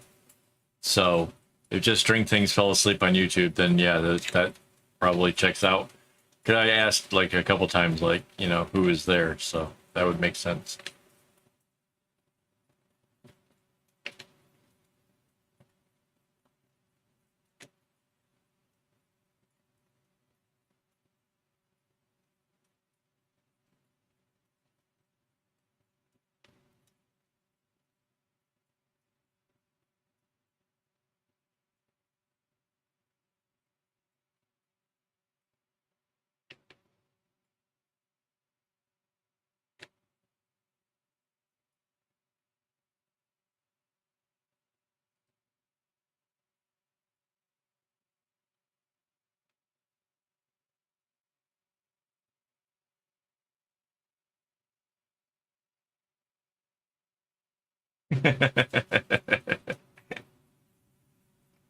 Oh, that'd be so cute.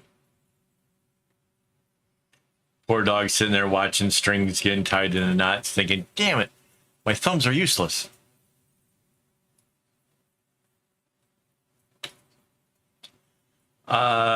Sundays, Tuesdays, and Thursdays, typically during the day.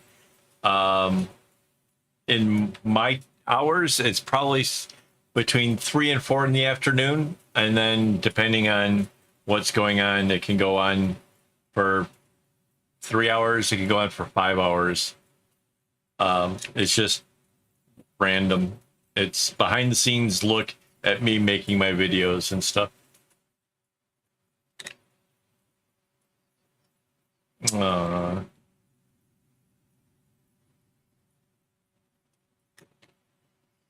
Yeah. So then, so the streams are a bit, like I said, like usually it's Tuesday, Thursday. Next week it's not because we're going to be out of town.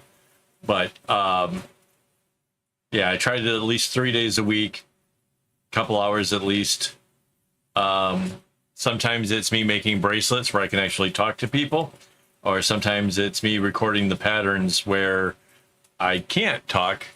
I just get the video out of the way, and then afterwards I can talk.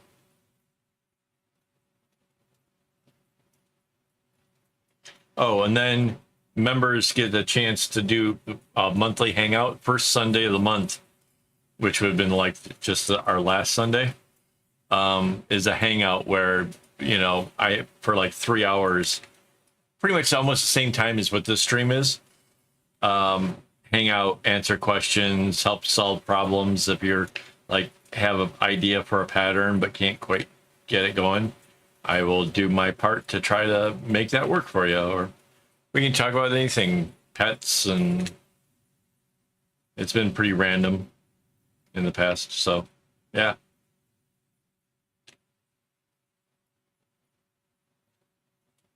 It's $5 Singapore money, but $4 USA. So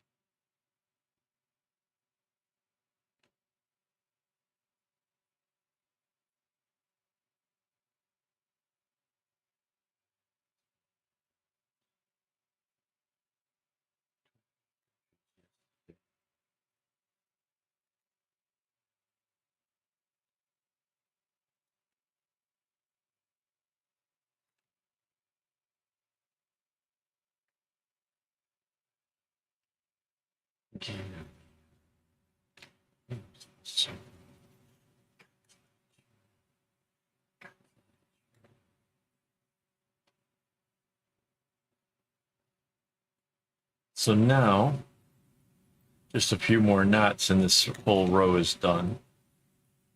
And then I'm going to go back the other direction with a, like 5-knot row. Just because I think it'll look kind of cool. The other bag I was working on last week did not go backwards at all.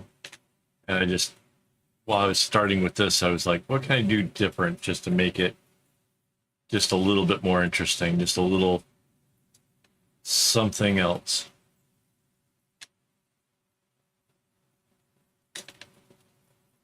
And this is what I came up with.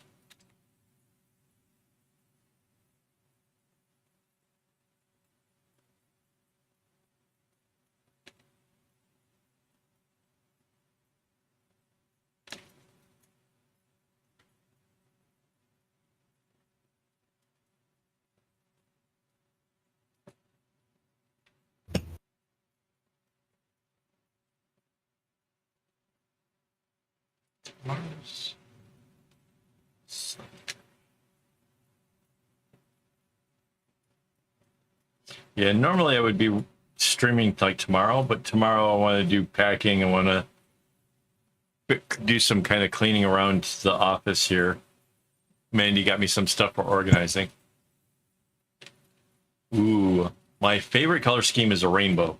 It doesn't have to be specific colors because I played with the pastels to vibrance to anything in between.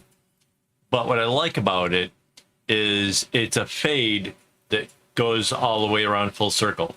Like if you do just a fade, if you go like a gray to black, like a monochrome scheme, it's cool. But then when the white meets up with the black again, there's that stark contrast. But a rainbow is a bunch of colors that it's just a continuous loop. There doesn't have to be that harsh, you know, where it stops and starts. I love that a lot.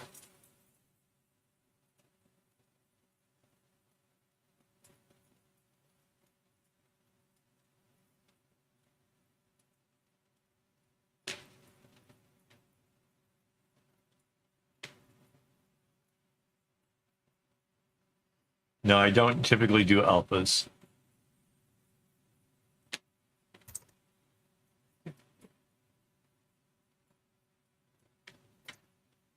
No, it's almost always the normal patterns.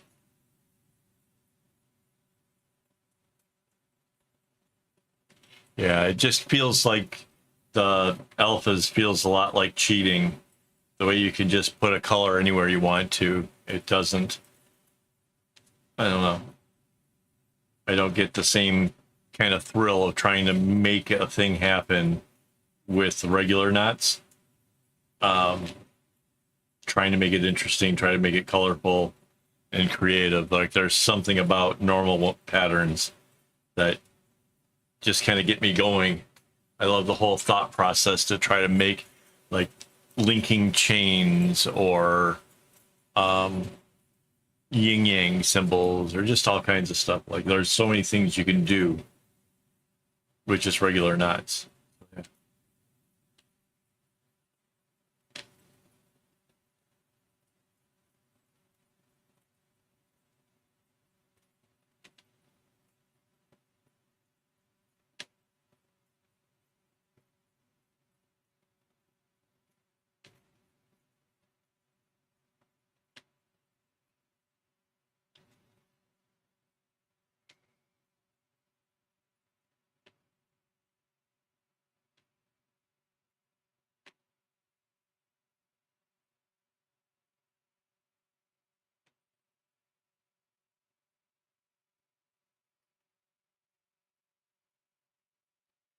So this is, I get, it says high score.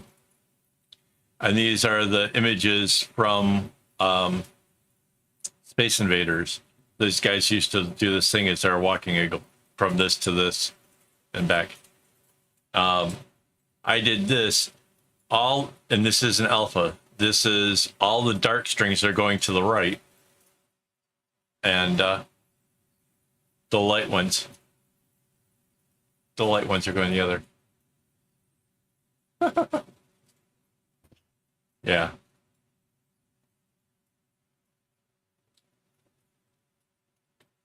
Normals have a lot of cool stuff they can do. Granted, you could do this same exact patterns in an alpha, but then that would be kind of weird that you're doing a normal pattern with alpha style. But it could be done.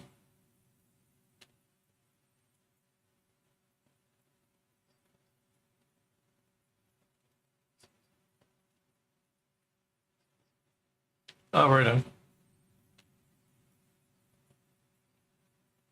Well, thank you.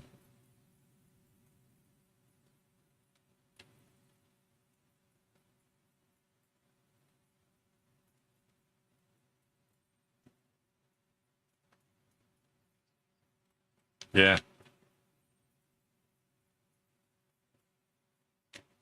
I haven't, but I've considered it. I had somebody do it for me once. I had this idea for a bag. Actually, I just saw it in my Reddit posts. So I had the idea of going red and then a red orange, then orange, and then an orange yellow, and then yellow, all the way through the whole rainbow.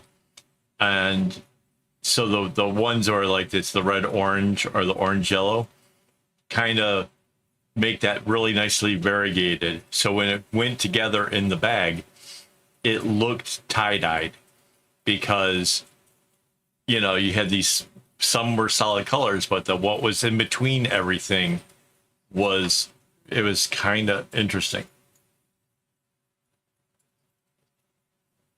Yeah, for me, the alphas are way too slow. They really, I need that dopamine rush of completing an area, and it's just row after row with the alpha. But yeah, but no, that tie-dye bag turned out amazing.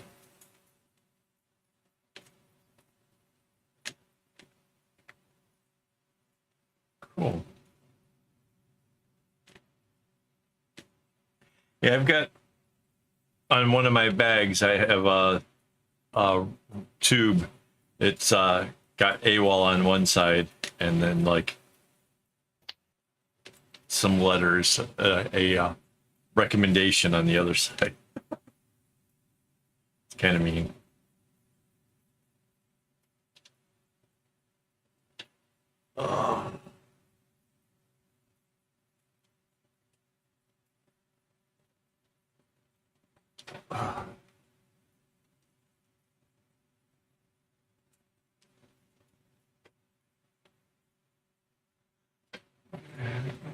I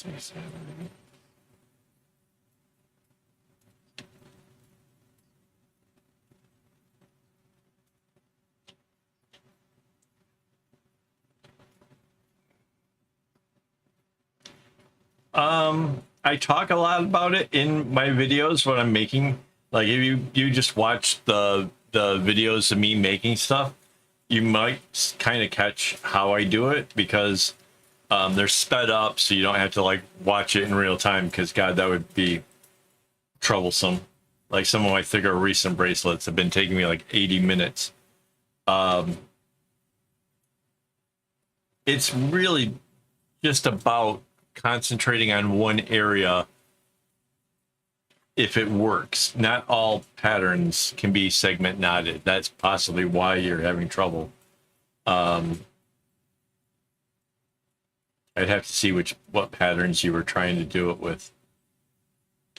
But yeah, typically speaking, segment knotting, it just really works out well if it's the right kind of pattern, the right kind of thing. I just had one that would not really super well, like a big old bracelet, and it took like 10 minutes off of the time, because I work with templates, so I know that my bracelets have the same number of knots and stuff.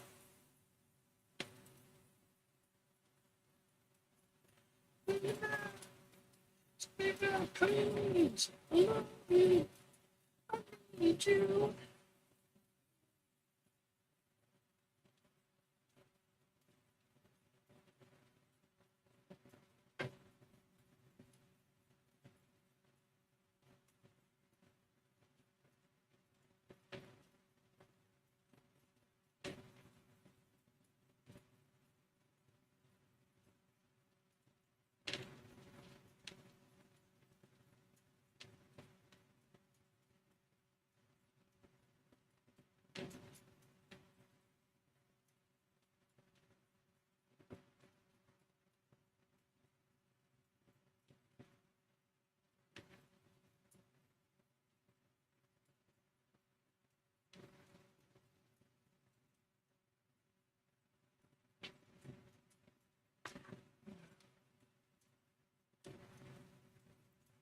Like, even like the thing I'm working on right now does not really segment.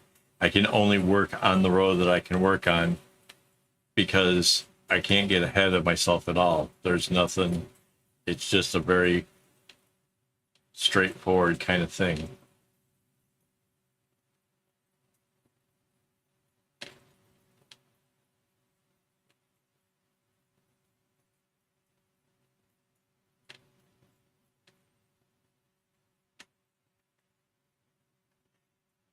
Uneven is possibly just about tension.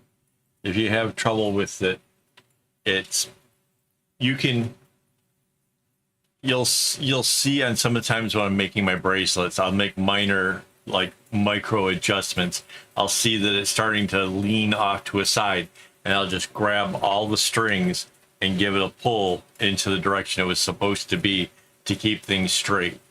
And that really makes things kind of come out better.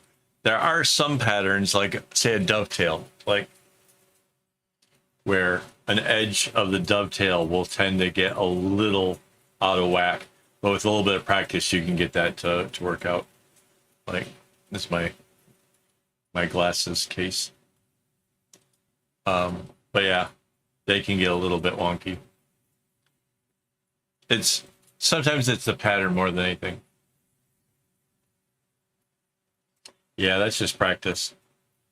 That's nothing more than just getting the feel for it and getting it, whatever. Mind you, there is something very, very different about the way this thread lies on forward and backward knots, and it'll take time to get it to where they sit evenly.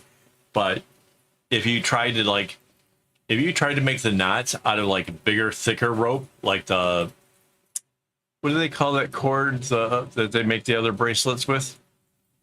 The trooper stuff or whatever it is.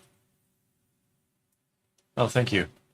If you try to make the knots with really big, thick rope and take a look at them side by side, they aren't exactly the same. And so it does make a difference, but you can make up with that for like with tension and stuff. And if your string is, right, it'll work out just fine.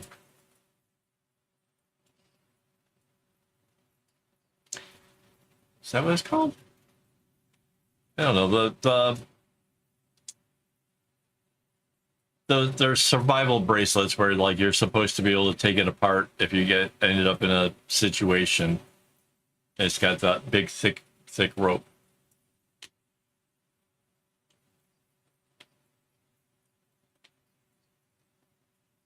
Right. Paracord, that's it.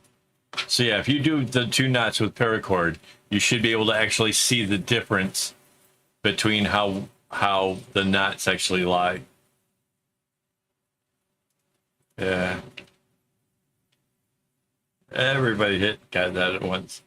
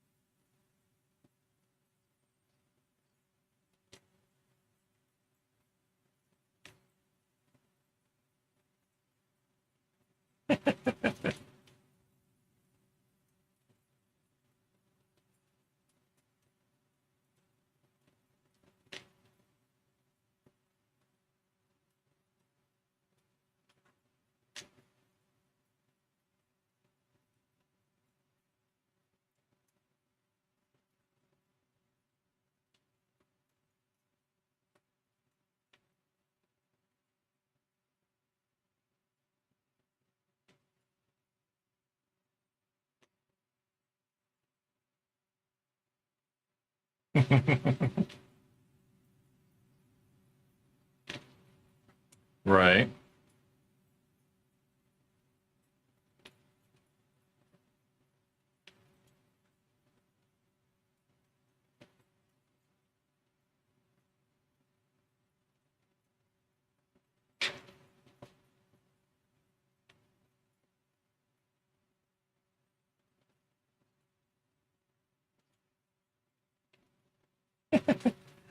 I don't care that everybody else likes Coca-Cola, but I just like Pepsi. I don't know.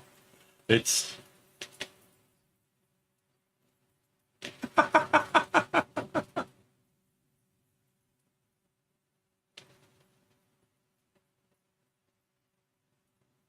with ADHD, it's never too early to have caffeine. Except for I tend to like to start with my coffee first, though.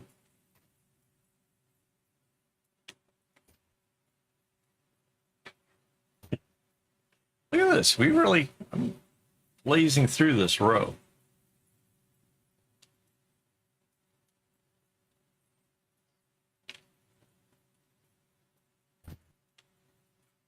Yeah, it's way too early for me. Definitely hats off to you guys for getting up so early to come watch me.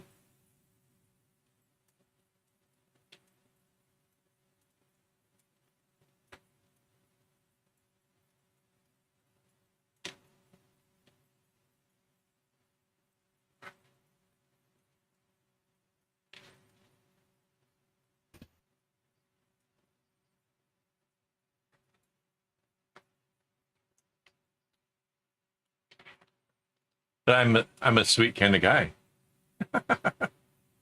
Yeah, coffee is definitely the way to start the morning. I have like 3 cups or so. Right.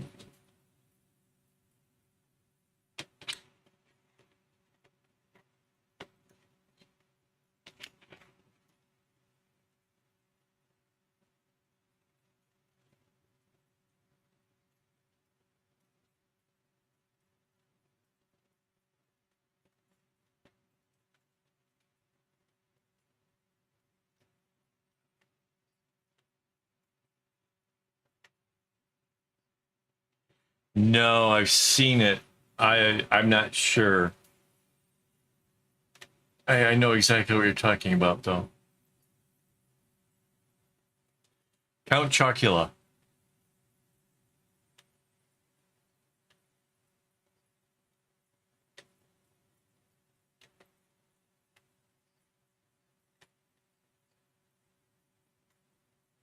The mushroom soup, the mushroom drink, I don't know.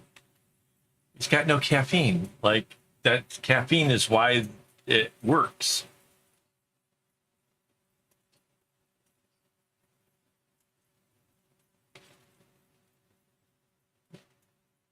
If I had my waffles, is a good one.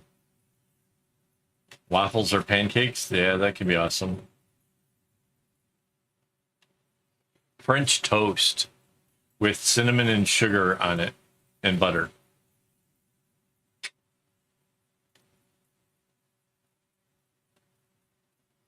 You guys are lucky I have something to snack on when the stream ends.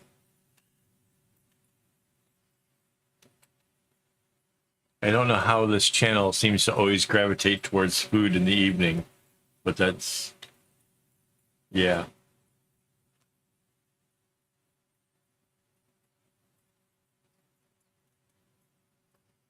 Ooh. I like a vanilla shake. That is like, I will go to Shake Shack for lunch, yeah, like whenever I get a chance, because I really love, like, their burger is like nice and fatty and just so good. And then a vanilla shake, like that's happening. Not exactly breakfast, but it might still be the first meal I have on those days. So Wait, we managed to get the food chat without Minecraft here? I know, right? I was thinking that same thought. It's usually her fault.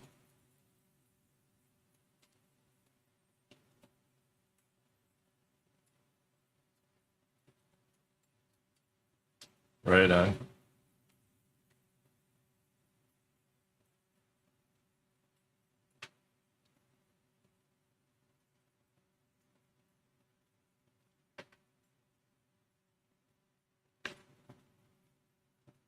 Yeah, there's nothing quite like going grocery shopping when you're hungry either. That's usually bad news.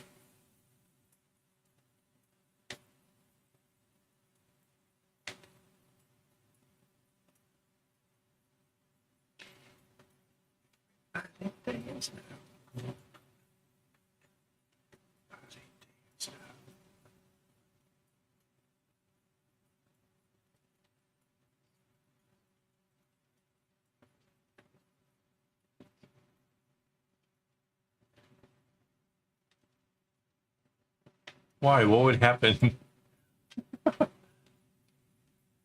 Attack of the milkshakes here?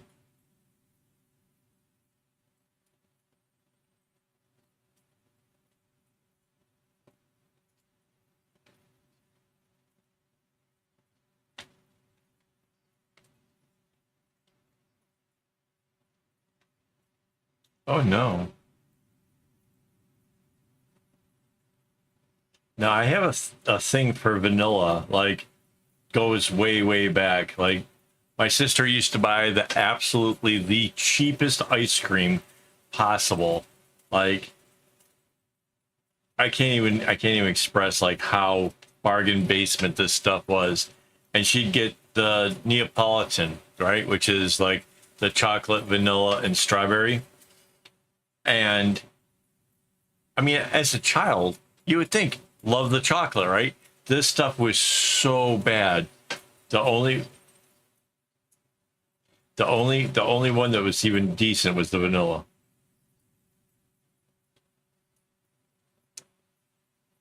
Yeah, well, I'm only on for another 14 minutes.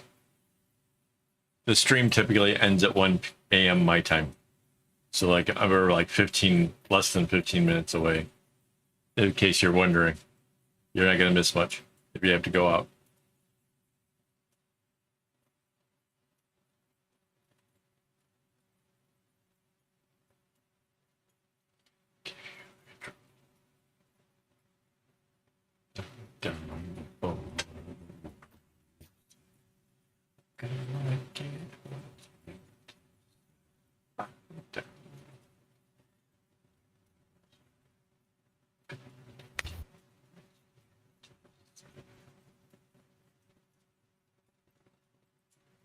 Yeah, I'm definitely not going to make it all the way around tonight.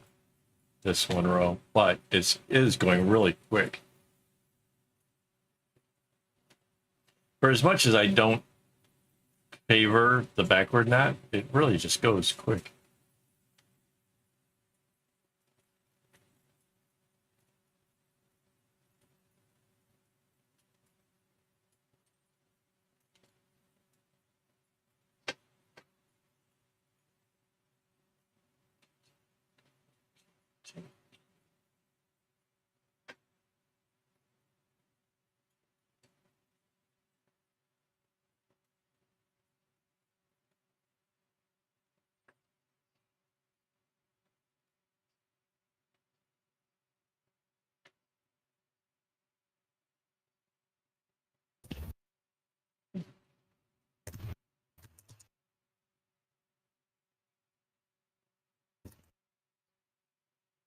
Cool.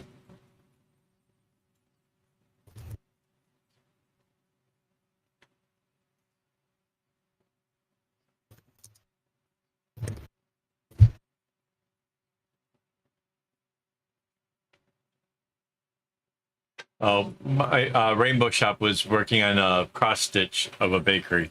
It's really cute.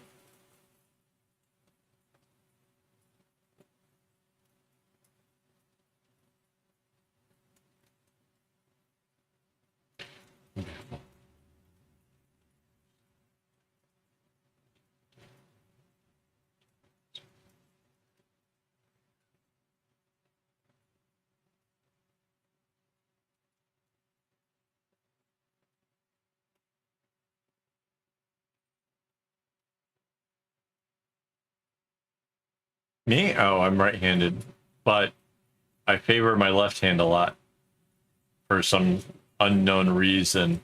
I like if I'm playing with like a hockey stick, I have to use a left-handed one. When the doctors ask which arm I want the vaccine in, it's always the right, because if you disable my left arm, I can't do my stuff.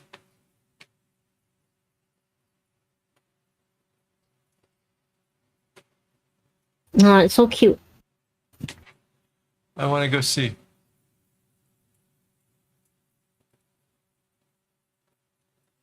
Oh, that is really cute.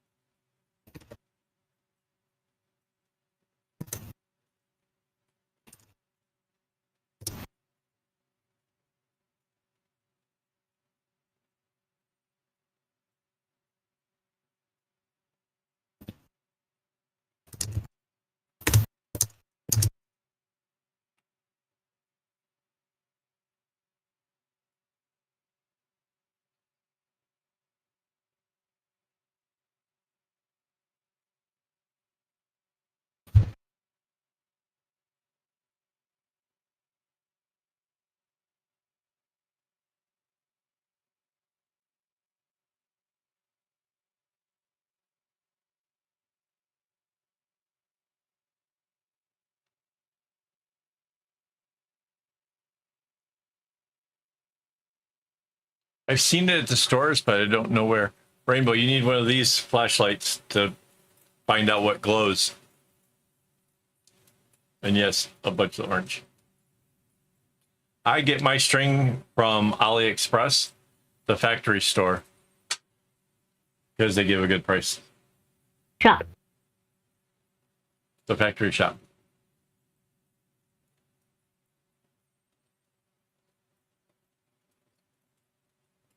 Joann's, yeah.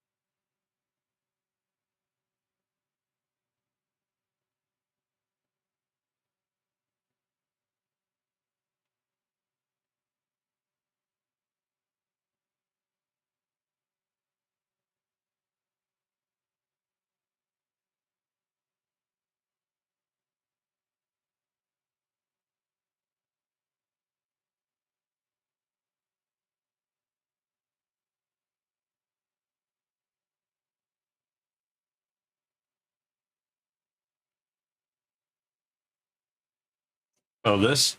It's it's a Xiaomi.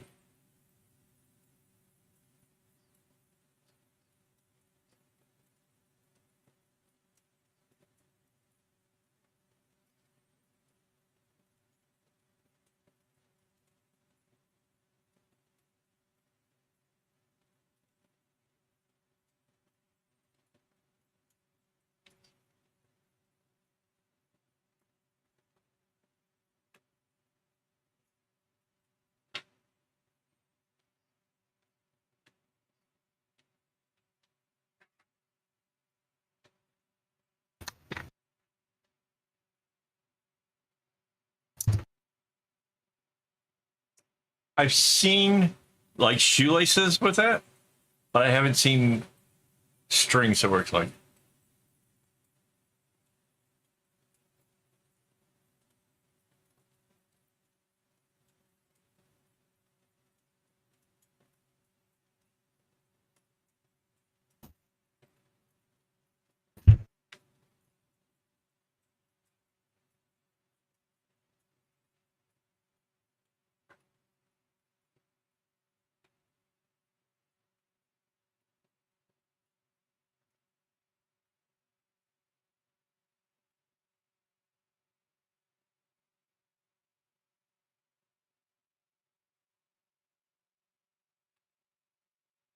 I don't remember which watch you have. The S1, I think, is the model, but it's Xiaomi. It was the first time of trying to.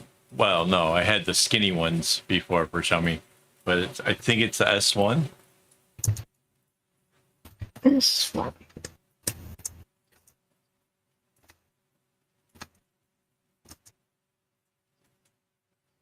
Right.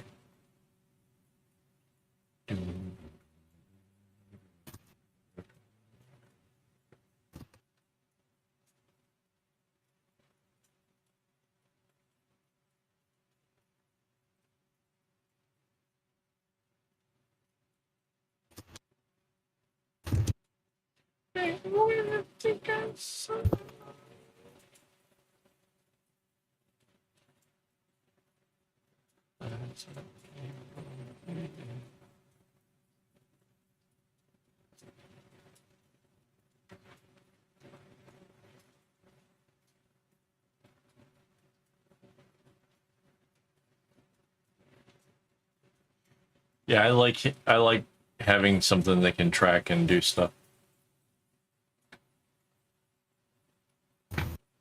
And it syncs up really well with my phone, so alarms and messages and all that kind of stuff. Yeah, pretty awesome.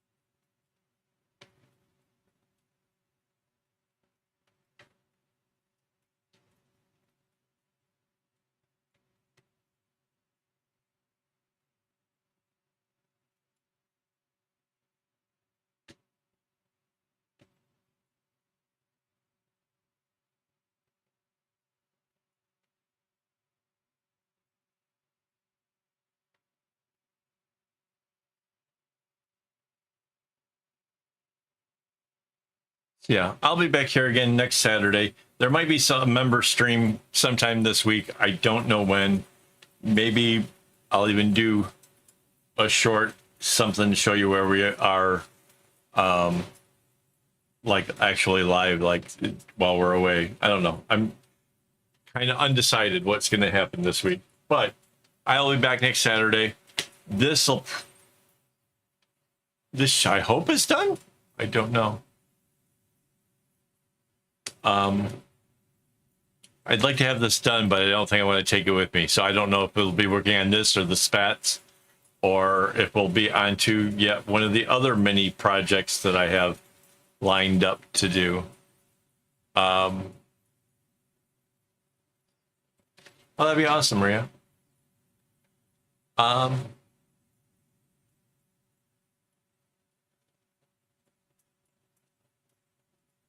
trying to think if there's anything else. Oh.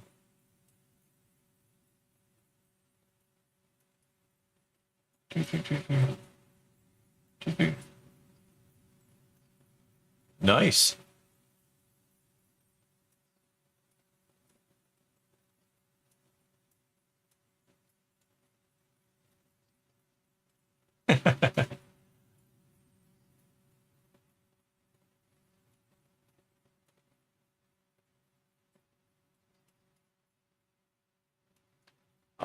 Oh, there it is. So before I go, let me just thank my Patreon supporters and my YouTube members for making all this possible. Without these people helping, chipping in, I would have a hard time getting all this floss. So thank you guys so very much. Like I said, I'll be back next Saturday. And yeah, as always, don't get your strings in a bunch.